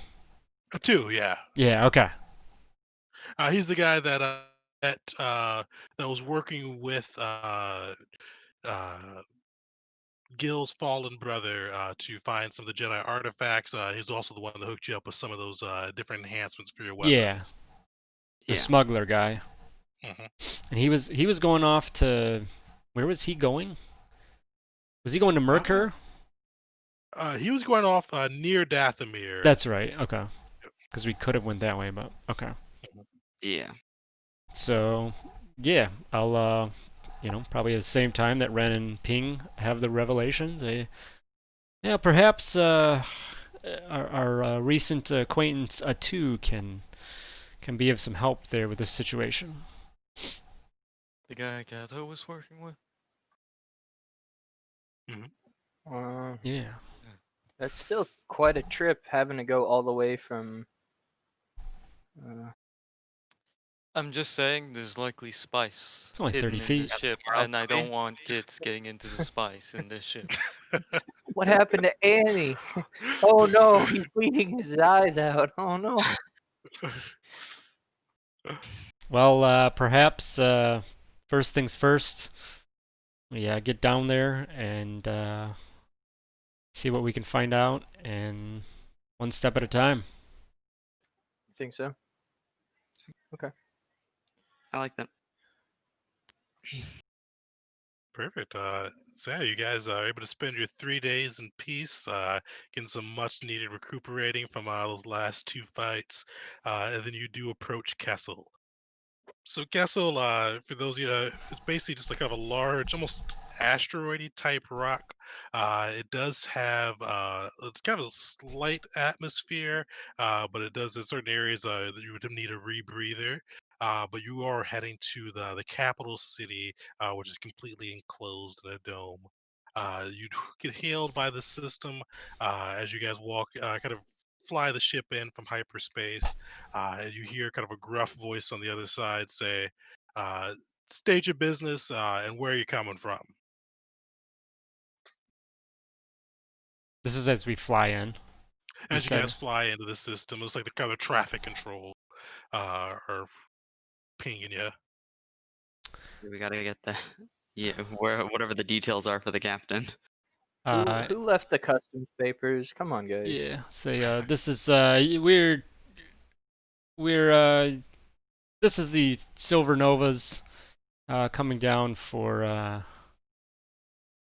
Would we know that like this auction sale is pretty wide known, or is it a secret? Yeah, or is it a secret event?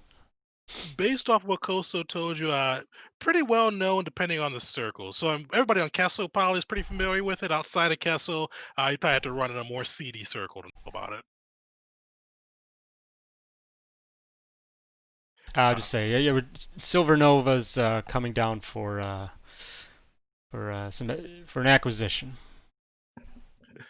You see the guy kind of hear a couple clicks, and then he goes, affirmed, you've been expected. Please dock in landing bay 63. We'll have a representative out there to meet you. You want to disguise? One of us will need that. And you want to disguise?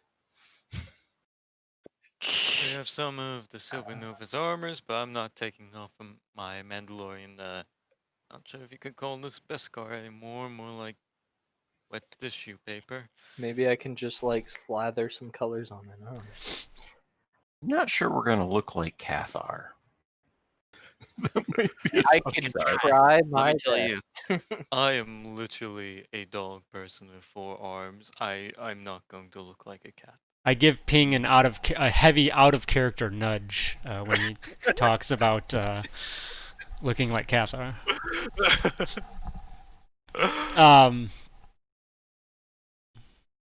Yeah, I think Noru might be our best candidate as far as An emissary? Oh, okay. All right. I can try. All right, so you guys gonna try to disguise Noru up, disguise kit, I mean, or I can use my disguise kit. I can actually, you know what? I have a force power that allows me to use force mask. I can literally change my form to whatever I want. Wow. Well, Hey, yeah, that'd be probably that'd work. It does have an hour duration though. So, for all intents and purposes. So, I don't know. What am I gonna make myself? What kind of? I can make myself a Cathar. Okay, so I'm gonna make myself like a Cathar, about the same height. I'm gonna have, I don't know, like a reddish fur with like nope, no? yellow. Yellow with some. I don't know. I think Khajiit whenever I think of Cathar, and I don't know. My brain mixes them up. the picture of the captain's right here if you need it. So while I see you Noru's doing that, Ping is going to becoming a leave rainbow. and come back in a few minutes, and he's going to look exactly like the captain.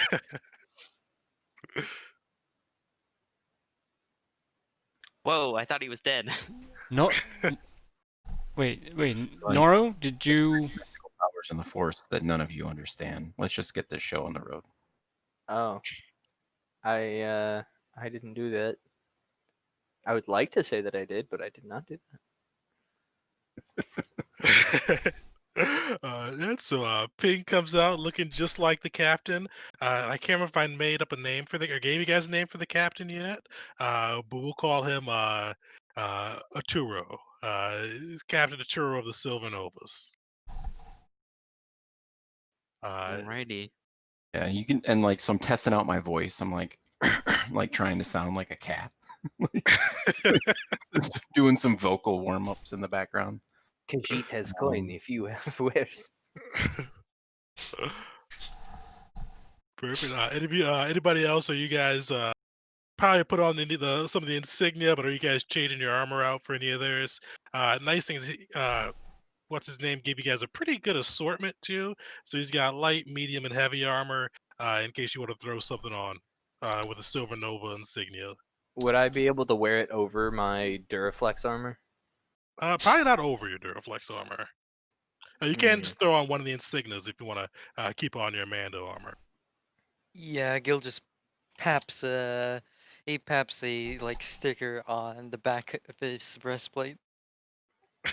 Just like Also, I found alright, out there you go. how futile it is to have battle precognition and be wearing armor.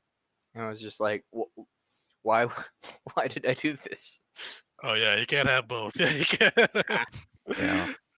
uh, Oh, that I'll, reminds me. I will cast Battle Precognition before we leave. there you go. alright. Give I'll me the. switch out my armor. And I will Armor of Babylon. I will take my bonus action to become attuned to my pistol. Perfect. I'll be taking some pieces that have some insignias on them, but otherwise, yeah, just kind of as is. I will. I think Uul has a robe, but he's gonna. If he does, he's leaving that behind. Well, no. Um. Would robes will probably still kind of signify. Well, we got Ping's along with us. Although we're playing dress up right now, so yeah, I'll leave my robe behind if I had that, and but yeah, just add a couple pieces of insigniaed armor to what I already have. Did we ask if all of the crew are Cathar, or was it just the captain? Or did we not get that information? You guys didn't ask, but taking a quick look through the different gear, and then probably Costa would have mentioned it. They're not all Cathar. There's a kind of a multi-assortment of different pirates and things that kind of came together to form their own crew. Okay, cool. So we might blend in. I think the Mandalorians may recognize. You might stick out, yeah. Yeah. I'll use that to my advantage, though. If they're good, I can talk to them. If they're not, well, they You want tried. to fight me, and I want to fight them. Win-win. Perfect. So you guys hear kind of a small little knocking at the docking or the landing ramp door, and on the view screen you can see a little or kind of a silver protocol droid standing out there waiting for you guys. Occupied. Yeah, so I'll walk up to the protocol droid, and I'll just say, yeah, we're here for the auction. You see the protocol droid. Good evening, Master Arturo. You were expected. Please follow me. We will bring you to the demonstration. You all arrived just in the nick of time to be able to see what our the sector boss's wares will be able to do for you and your crew. Uh, the droid kind of leads you through kind of a little winding area throughout the port. So you wind up getting in a speeder that takes you probably about 10 minutes away from the port you landed in. It brings you into this large compound. Throughout the compound, you do see a couple of guards, all sporting the exchange symbol on their armor and logo. With the droid there, though, nobody gives you any hassle. They let you right through. And after a while, once you get through the compound, they get outside of the door, and the droid gestures and says, uh, within here, you'll be able to see what the merchandise will be able to do. This will be a silent auction. So after you see this, you will have a full 24-hour period to put your bid in, and the highest bid will be able to collect the younglings. Uh, After that, one thing we do encourage, this is a safe space. We will want no one to fight or cause any havoc here. There are multiple different factions, and we want to have as little trouble as we can. So please be safe and take a look, and may luck be with you, seeing if you can acquire your own little youngling.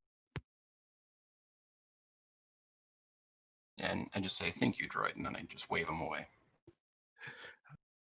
The droid, I wave the droid away, and as you guys do, the door opens, and within the next room, you see it looks almost like a little makeshift arena. You see probably about a 10-foot drop within the room, or probably about 20 feet actually drop. There is sand, as well as a failing man standing in the center of the sand. You also see spread out around the room are four different couches. On one couch, you see standing next to it two men in dark robes. One is an Atolan, the other is a human. And within them, you see two lightsabers attached to the human's belt, one to the Atolan's.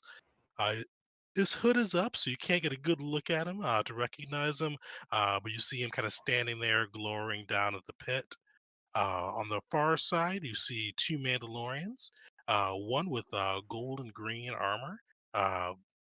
It seems like he's kind of sitting on the couch. He's got his pistol on his knee as he takes a look towards the sand. And the other looks like he's standing guard next to him. And then on the far side, you see a Happen, or would you probably assume maybe a Happen noble. You see the crest of Haps on a uh, pretty standout woman. She's got kind of blonde hair, and this looks to be pretty remarkable for being in some place like this. And next to her, you see a droid bodyguard. And there is an empty couch next to the arena pits. So I just put that on your screen. Oops, wrong one. There we go. So Spoilers. spoilers, yeah. uh, just put that on your screen, so you should be able to see the map now. So within it, you should see everything that I described, as well as a couple of guards on there. And one of the guards by the doors gestures you guys towards that couch. And as you guys are getting seated, he looks towards Captain Ping. It goes, Arturo, we were worried you would have missed the demonstration. We welcome the Silver Novas here. Uh, by the glory of the exchange, we may have a good and profitable dealing for everyone here. He looks around the failing, looks at all the different people assembled within the arena. It says, "We appreciate you all coming. We're such a diverse group. We have acquired, let's say, these about three younglings as well as two Padawans uh, during a little routine inspection that we had around the space of Kifu. And we were able to take them hostage, and we, in the interim, have been able to train them and make them a little bit more docile for your endeavors. So today you'll be able to see what these force sensitives can do, and hopefully you'll figure out how you can make them work within your organization. As the droids should have told you, this will be a silent auction, so put your bid in after you see what they can do, and the highest bid will win, and you'll get all five of them transported to your ship. But without further ado, let's begin the demonstrations. You see him Uh, clap it. Mhm. Before the demonstrations begin, could Gil try and figure out exactly which clan that those Mandos may be from, and also if if recognizes this Nautilin right here? Definitely. Give me a lore check for the Mandalorian. Actually, a good roll. Yeah, it's a solid roll.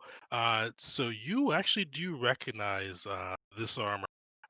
So the golden green, has some significance behind it, but you also see a clan emblem, and it looks like it belongs to the Cassius clan. You're somewhat familiar with them. They were ruthless, but honorable, ruthless clan during the Mandalorian Wars. They were part of a number of different sieges. They hold to their own code, but are pretty ruthless in any endeavor they take. Could I look? Who are these over here? Could I run a check Uh, to see who they are? so you see kind of the symbol of Haps with them. You can roll a lore check if you like, but these pretty much just looks like kind of the government of Haps have sent them. Do we know? Gotta get them out of the way. So there are there's more younglings that are to be sold tomorrow, right? Because this didn't you say that there was the demonstration today? Like this is 3 days, and then 4 days out was the actual main sale. Oh, definitely. So there's 5 younglings total. They're not being sold today. You're just seeing the demonstration, and you can put in your silent bid today. Okay. It's a demo. Oh, and then they'll like announce the winner. The winner Okay. tomorrow. Yeah. Okay. All right. Gotcha.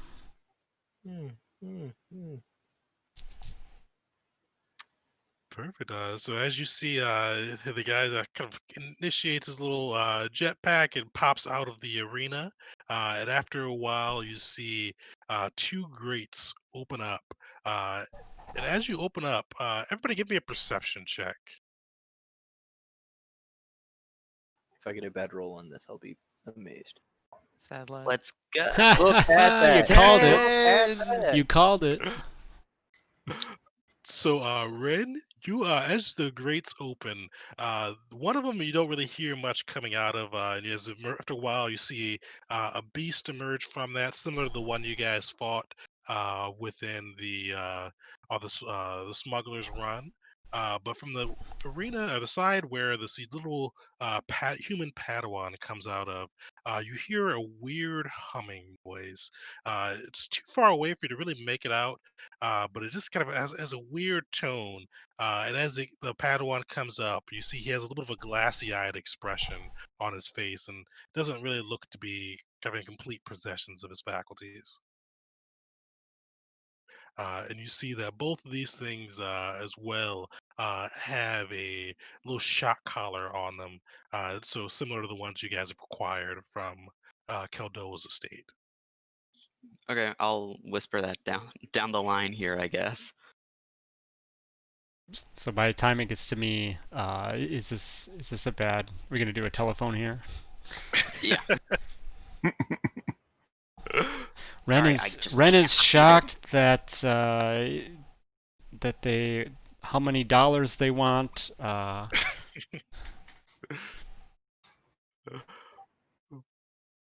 Perfect.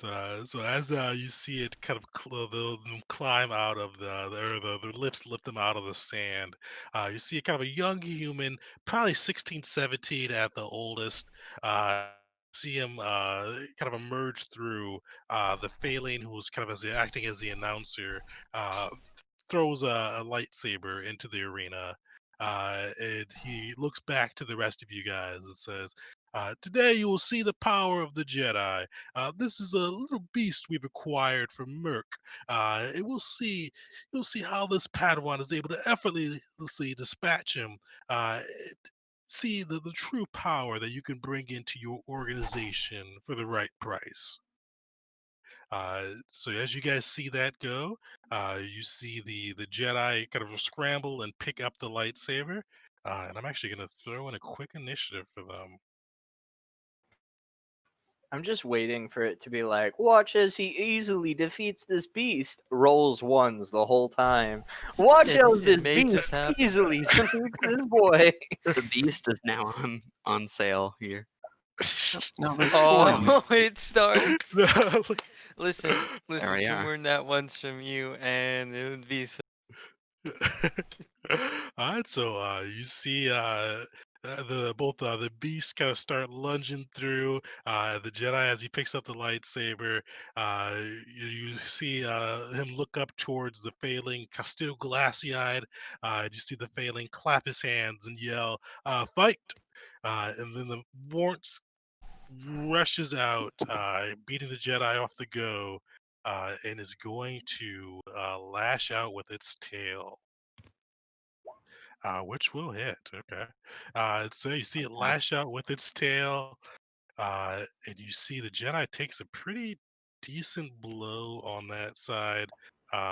13 kinetic, 13 damage altogether. He's looking pretty bloodied up from that. And let's see if he passes his Constitution saving throw. All right, so you see the Jedi as the barbs stick into him. He's able to kind of regain his strength and keep himself from being poisoned and paralyzed. The Jedi is going to go. and he's going to make a saber attack against the beast, which will hit for 7 energy. It says, you guys see this. Does anybody have any reactions? Anybody want to do anything? Yeah, I'm gonna cast Force Whisper, and just so I can actually use it. And I'm gonna whisper. I'm gonna send a message to the Padawan, and say, and just kind of first offer a message of encouragement, and tell him to work his way over towards us, towards, maybe not say us, just a direction that he knows, come over towards the west side of the arena. Yeah, that's gonna be that's what I'm gonna do. Alright. Would we be able? I'm pretty good with sleight of hand.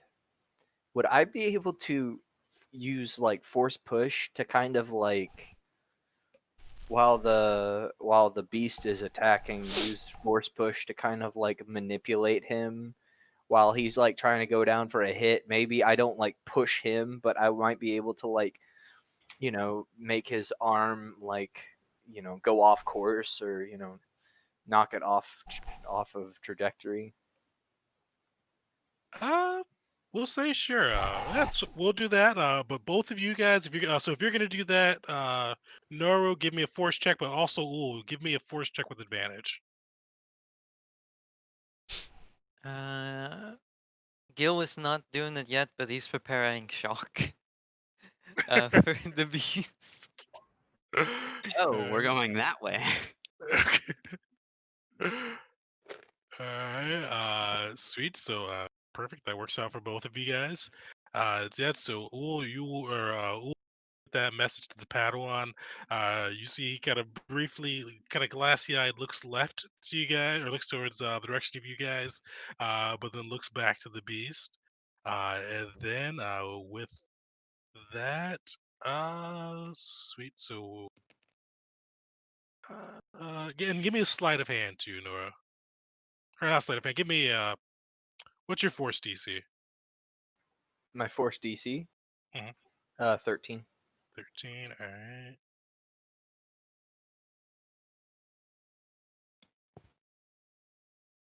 And let's see how he does there. Come on, it's an animal. Pick rip. So unfortunately, he is able to resist. It seems like he's got his prey drive in full effect, and you see it is going to lash out once again. Do I This time have with do I have any concept if he understood my message or anything? I know you say he looked over. Is there any? give me an insight check. Okay. And before that guy hits, I'm going to cast feedback on him, actually. Okay.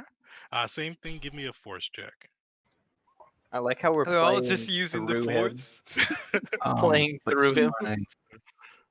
So my archetype does allow me, I don't know if this is relevant, but when creatures who attempt to detect your use of the force, they have disadvantage on ability checks to do so. So I don't know if that would affect anything or not.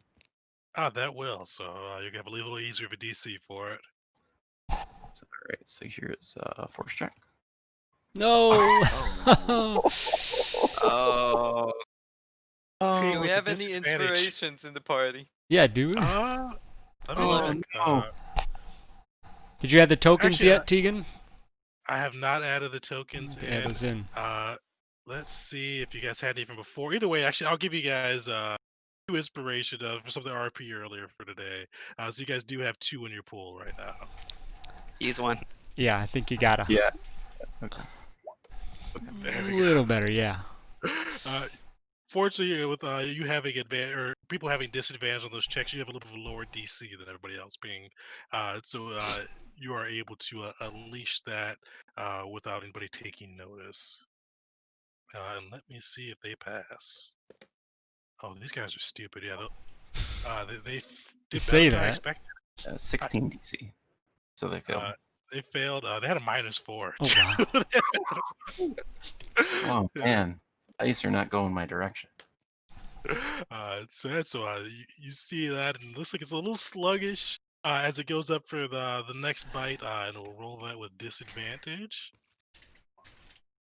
Oh, an insight too. I forgot to go back for that for Ool. So that will miss. You see the Jedi dodge to the side. Ool, you're able to get a little bit of a read on him. It looks like he understood you, but just kind of from just looking at him, he looks not exactly drugged out, but it looks like he doesn't seem like you'd expect, especially as you feel him through the Force as well. Yeah. Okay. He looks like he's doing his best to kind of almost desperate to obey his orders. On top of yeah, especially because Ren picked up on something along those lines as well, right? And that would have been her. Yeah, with the perception. Yeah. Okay. Okay. So it is able to luckily miss that. Oh, and I forgot to go back to that. Gil, you said you had a shot prepared. What's your trigger for it? If this thing downs the Jedi, Gil's just no chill going to zap it and just give a look to everyone else like, nah, just no. All right. So the Jedi is up. I'm not here to buy Uh, damaged merchandise. he is going to light foil again, and he hits. 8. You see him kind of jump to the side as the thing bites him. It cuts into it pretty deeply. It's looking pretty bloodied, the Vornsk, but still has a little bit of life left in him. So top of the order again. Anything that you guys want to do this? Same thing for Gil. Okay. I have used up all of my luck, so I am done. I'm going to It's got nothing. I'm gonna try to again, use force push to just it, assist if I can. Like if pushing him away during his attack just like knocks him back a little bit, that's fine. But the main thing is I'm just trying to keep the Vornsker off balance so that the Padawan might be able to get a good hit in. Perfect. Give me another force check. Nice. So you are able to get that through, and let's see. And he fails. So he will have as he kind of runs up to bite. He will be off of his game a bit. Uh, will have disadvantage, and does that hit this guy? That just misses him. So once again, you see him kind of come up, but this time it's almost like he hits a little bit of a wall as he goes through, and it's completely off balance as he tries to bite into the Padawan. The Padawan, looking pretty messed up from that first hit, still on his feet. He's going to strike out again with his light foil, and he will hit again. All right. The Vorts is looking like it's on its last legs. You see it cut a deep line into the beast. It looks like a strong breeze may take it down. And once again, to you guys, anything you want to do this round? Ren, do you have Gil's on already off? looking at everyone. Um. Oh no, I don't. I got minor Okay, that's fine. hologram. He. Yeah, I guess I wouldn't notice. It doesn't look like the Padawan has like a device on it, does it? So he does have a shot collar on Oh, him. okay, shot collar. All right. Yeah. Okay. So never mind. Yeah, I'm gonna feedback again, so I'm gonna risk it. I don't want Alright. the Padawan to die. uh, Oof. Luckily with your thing, you're able to get through. Jeez. But if you weren't you, it would have been bad. Ooh. All right, let's see. This thing probably will pass. I don't think. What's your DC again? 16. Oh, so it has to get like a 19 to pass. Yeah, so it got -3. Nice. Let's see. Another nat one. It failed. So it's looking really hurt and start bleeding from its nose. And it's off its game again. Is there anything else anybody else wants to do? Uh, could Gil be trying to get a gauge for how the others are reacting? He doesn't really care about this group right here. He cares more about the Mandalorians and the Sith. So the Sith, he's so the one guy, the Natolan, looks like he's almost more keeping guard than keeping focused on the fight. You see him kind of staring daggers at the Mandalorians, as well as just kind of sweeping the room, looking for different threats. The guy that's by the couch, you see him looking pretty intently.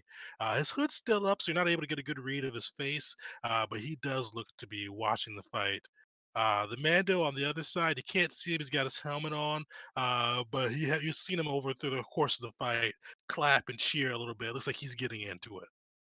How do the This is contestants look, or the Padawan specifically? Is he getting? He looks pretty rough, right? He looks bloodied, so it looks like he's still standing pretty well, but that tail attack hurt him. Is there a is there someone in the room that's kind of the MC, the somebody? Oh, definitely. So this guy over here is the Failing who's kind of been leading everything. Okay, So he's he jumped or jetpacked out of the arena and has been sitting kind of at the far side. And outside of the people by the couches, the rest of those goons are exchanged. okay. So they work for him. Gil, were you gonna say something? Uh, so basically, with how these guys are, they are they're fair but brutal, is how you describe them. Their clan. Oh yeah, they're clad, so they're ruthless, but they do have their own code of honor. So I wouldn't say it's exactly fair, but they do have rules they play by. All right. Would it be a place for a child to grow up in that kind of environment? oh my god. No. No, I don't think that's I where we're at. assume. I would doubt it, my friend. Do we I- know? Do we know the name of the guy, the main guy that's putting on the show? Oh, you guys do. He is his name. Where did I put that? So he is the exchange sector boss for this area. His name is Kelzo Risen. Oh yeah, that's right. You did say that. Okay. So I will. I'm gonna stand up and step forward a little bit. Is this a pit? So it is. It's about 20 foot down. Okay. I'm gonna step forward and just kind of yell out and just say, "Stop this, Kelza! We're not here to purchase damage or dead goods." All right, give me a persuasion check.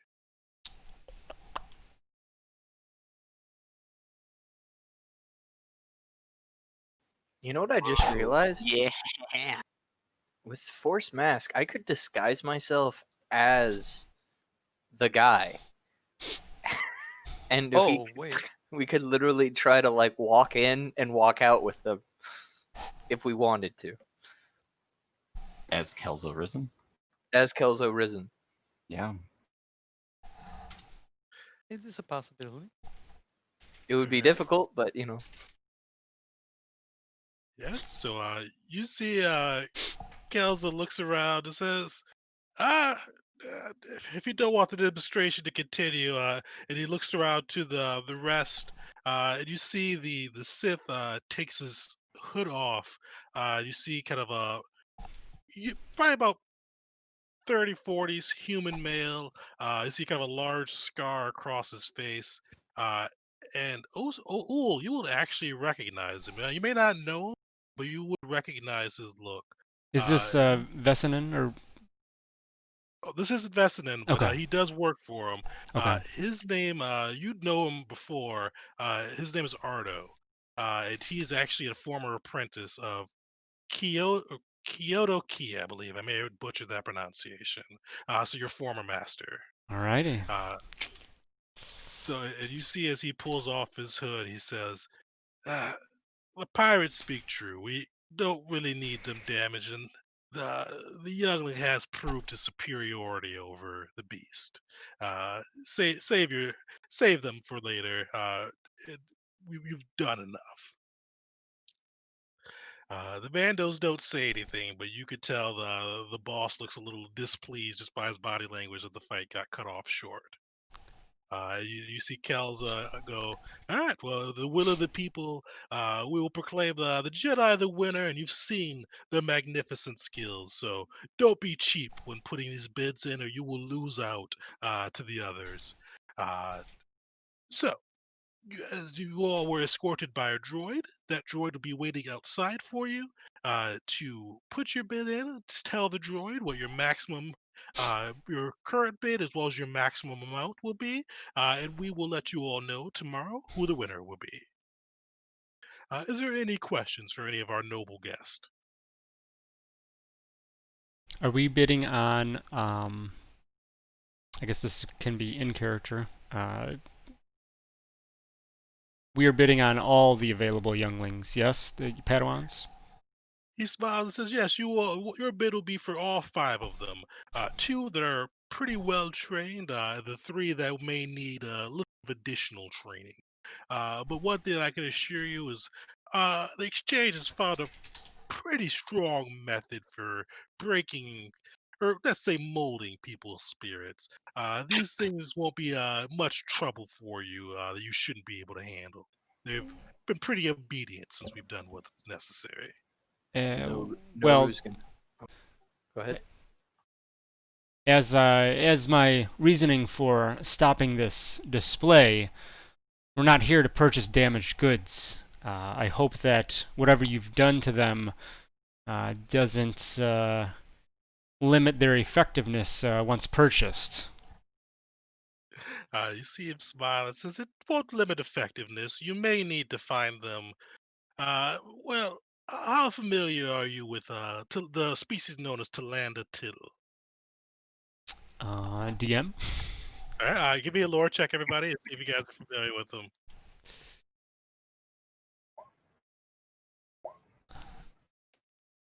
All Let's right. go. So Ul and Ren, you guys are both have come across these species. They're kind of almost a little bit of a cousin to Hutt's. So similar genetics, but a little bit of a different look. To till look almost like rhinos with horns on the top of them. Uh, they're sentient though. But one of the unique things about them is they have a weird, interesting mating call. So they're able to make this weird vibration as well as release kind of empathetic vibes throughout the area through psionics. And it kind of creates for their species as well as other species a feeling of euphoria. So it's almost like an opiate straight to the brain for most humanoid species. Uh, so it is kind of almost like a little way to drug them without actually putting drugs in them. Oh wow. Jeez. So you see him smile and says, "We've found a way to make it harder for them to access the force while we've kept her. And with our excellent help of our Talanda Till, we've been able to make sure that they crave obedience to get their next fix of the Talanda Till special call. Uh, if you have a Talanda Till, you can continue these treatments. We have a number that we'd be willing to offer their service for an additional fee. Otherwise, we do recommend if you have opiates or the shock collar if worse comes to worse, but those should hopefully keep them in line. We've done a very good job of breaking their spirits." Child crackheads. What the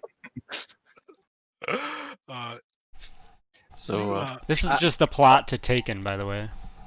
I figured it I out. do have something else to ask about. yep, I was gonna ask if the rest of the younglings would be on display, or if the rest of them would be on display, so that we could see that the rest of the um, batch meets the same standards as this one. you see, it said, "We won't be bringing the rest out to display, but," and he kind of clicks on his little device, and you see a hologram appear. You see kind of a small cage rimmed with different kind of like little force fields around it. And you see the other four kind of captured Jedi in there. So the other Padawan, and then three kind of youngling children within the cage. They are in good health. We've made sure to keep them healthy, and we've begun their training. We assure you that they will all hold up to the same standard. The younger ones may need additional preparation, though, before you put them on the battlefield. Is there anything I can is there anything that I can get out of the video feed about the young children, like age and species and that kind of information? Oh, definitely. So from the feed, you see there's the other. Well, it's probably about Padawan age. This is Rocking female. The other three, you see a Rhodian, another human, as well as a Twi'lek youngling. Okay. And they all look to be. You do see some scars and things like that, but they look to be at least nourished and relatively healthy. But they all do have that kind of same glassy-eyed expression the other did. Okay. I can speak Zabrak, so maybe I can yell at them to calm down. I don't know. We're here to rescue you, damn it! Please do not resist. Ping goes up to the edge of the before the drop and just like puts his hands in the air and goes, Kelso, you didn't disappoint. What a magnificent display here today. And of course we will be putting in a reasonable bid.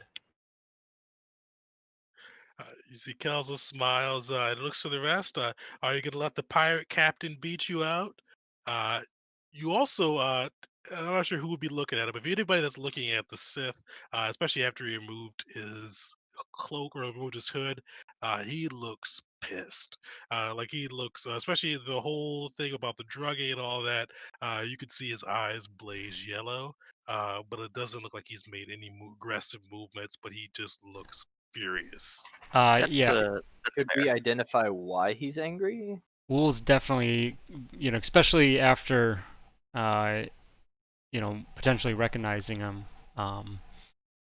Yeah, can you expand on like if we can get a sense of what that anger relates to? Everybody give me an insight check that wants to know a little more.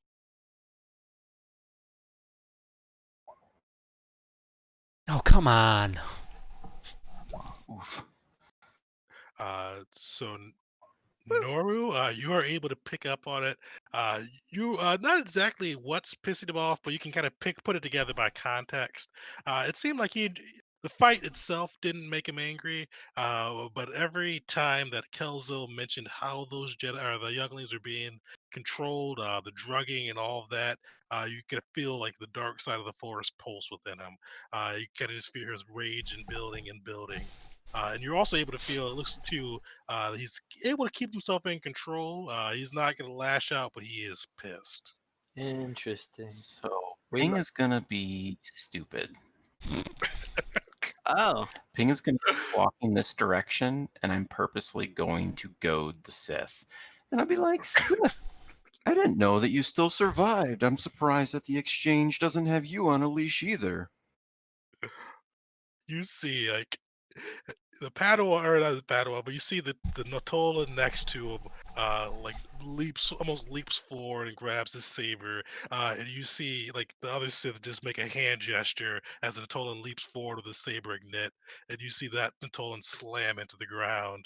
And you see the Sith just glare at you, the human, and he says, Captain, if you enjoy living, I would not speak to me again.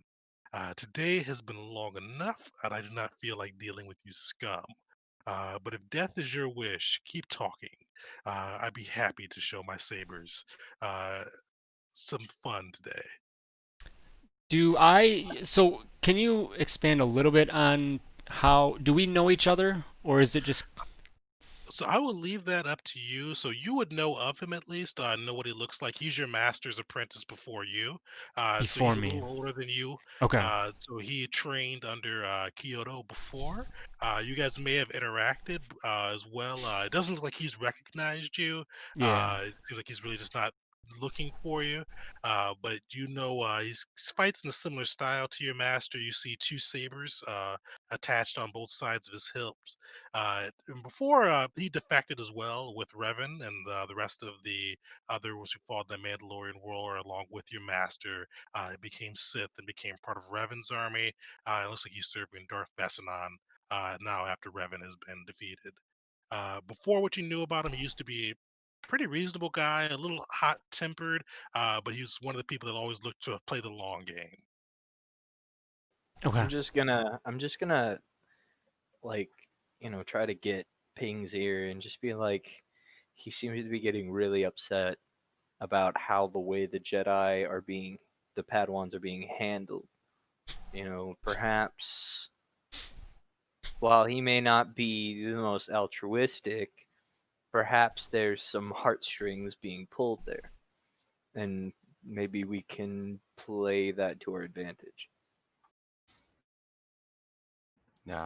Yeah, Ping would nod in agreement, and then just keep at it, just nudging a little bit. Like I'm not like trying to like attack him, but just again as he slams his apprentice into the ground, I'll just say, kind of finger wag at him and just go, you might want to keep your pet on a leash there. Maybe you need one of those Landatills.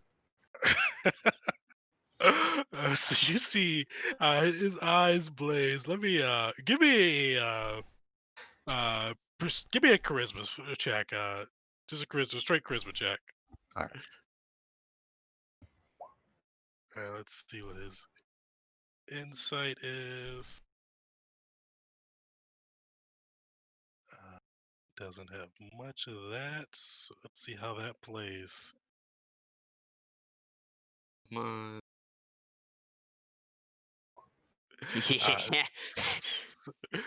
You see him like initially, because Noro, you're still kind of getting the feel of his emotions.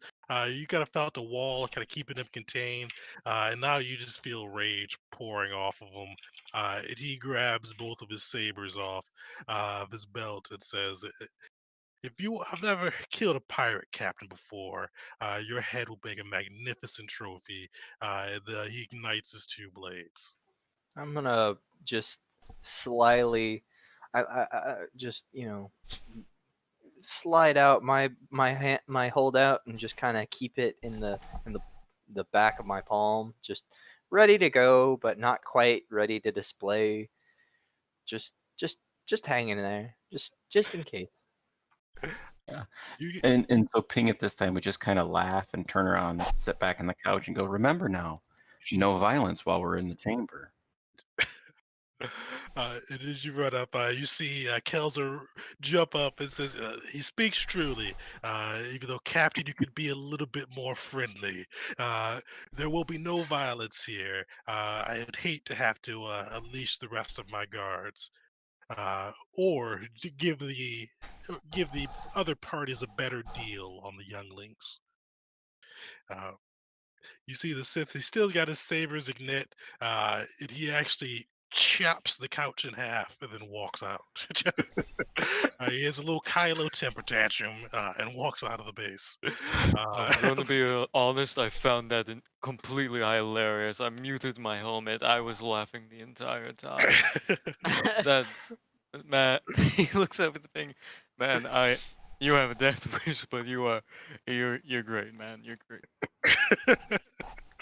I really want to send like a force whisper to Ardo and just say something about him and Kaido,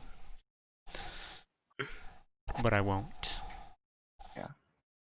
Yeah, I figured I shouldn't take it any further. He jumps across the other side and stabs you for 45 damage. It's gonna be some like level 16 legendary. Just Right. that's a party wipe. So that's actually what we'll wrap up today. You see the Mandalorians, you're kind of looking pretty amused. You see the one sitting on the couch clap, and kind of let out a sigh and says, "Oh, I wanted to see the little Sith fight. I guess we'll have to wait till we get our younglings tomorrow." And him and his aide leave. The Happen woman kind of looks at you guys curiously, and then takes off as well. And you guys are able to meet back up with your droid. But that's where we'll cap off the session, and we'll be able to pick up next time and figure out how you guys can get the younglings out, and if that Sith is gonna take revenge. Real Out of quick. character, I'm 99% sure every single party in this, like every person going to buy the younglings, is going to attempt to steal them first. Basically, we're all going to do the same thing. It's what is it? The Fatal Alliance, where everybody's there to do it, but we're all just out to steal it anyway. Hey, I was here to steal it first. See, what we need to do is go after the Talanda Tills, because if we control them, then Right. we're on top of it. So I do have a question. Would I be able Mhm. to just like? So you said that the Mandalorian was really excited about the fight, but the Talanda Till, was there anything that I could have gathered through the encounter about how they feel about just any buttons to press or any tells that might identify they weren't there at the fight, though. Yeah, the Telltale weren't there. Are you oh guys about the the Mandalorians? people in the south side. Oh, The so Haps. that's the lady from Haps. Oh, Are you guys? Oh, so actually, give me a lore check too for Haps. I forgot to do that. I have no Gil knows. All right. Gil and Ren, you guys are very familiar with Haps. Haps is its little, almost little isolary cluster within the Republic. Let me pull up the map. Basically, they have their own little section. They're kind of within the Republic, but they're allowed their own latitude. They are over here.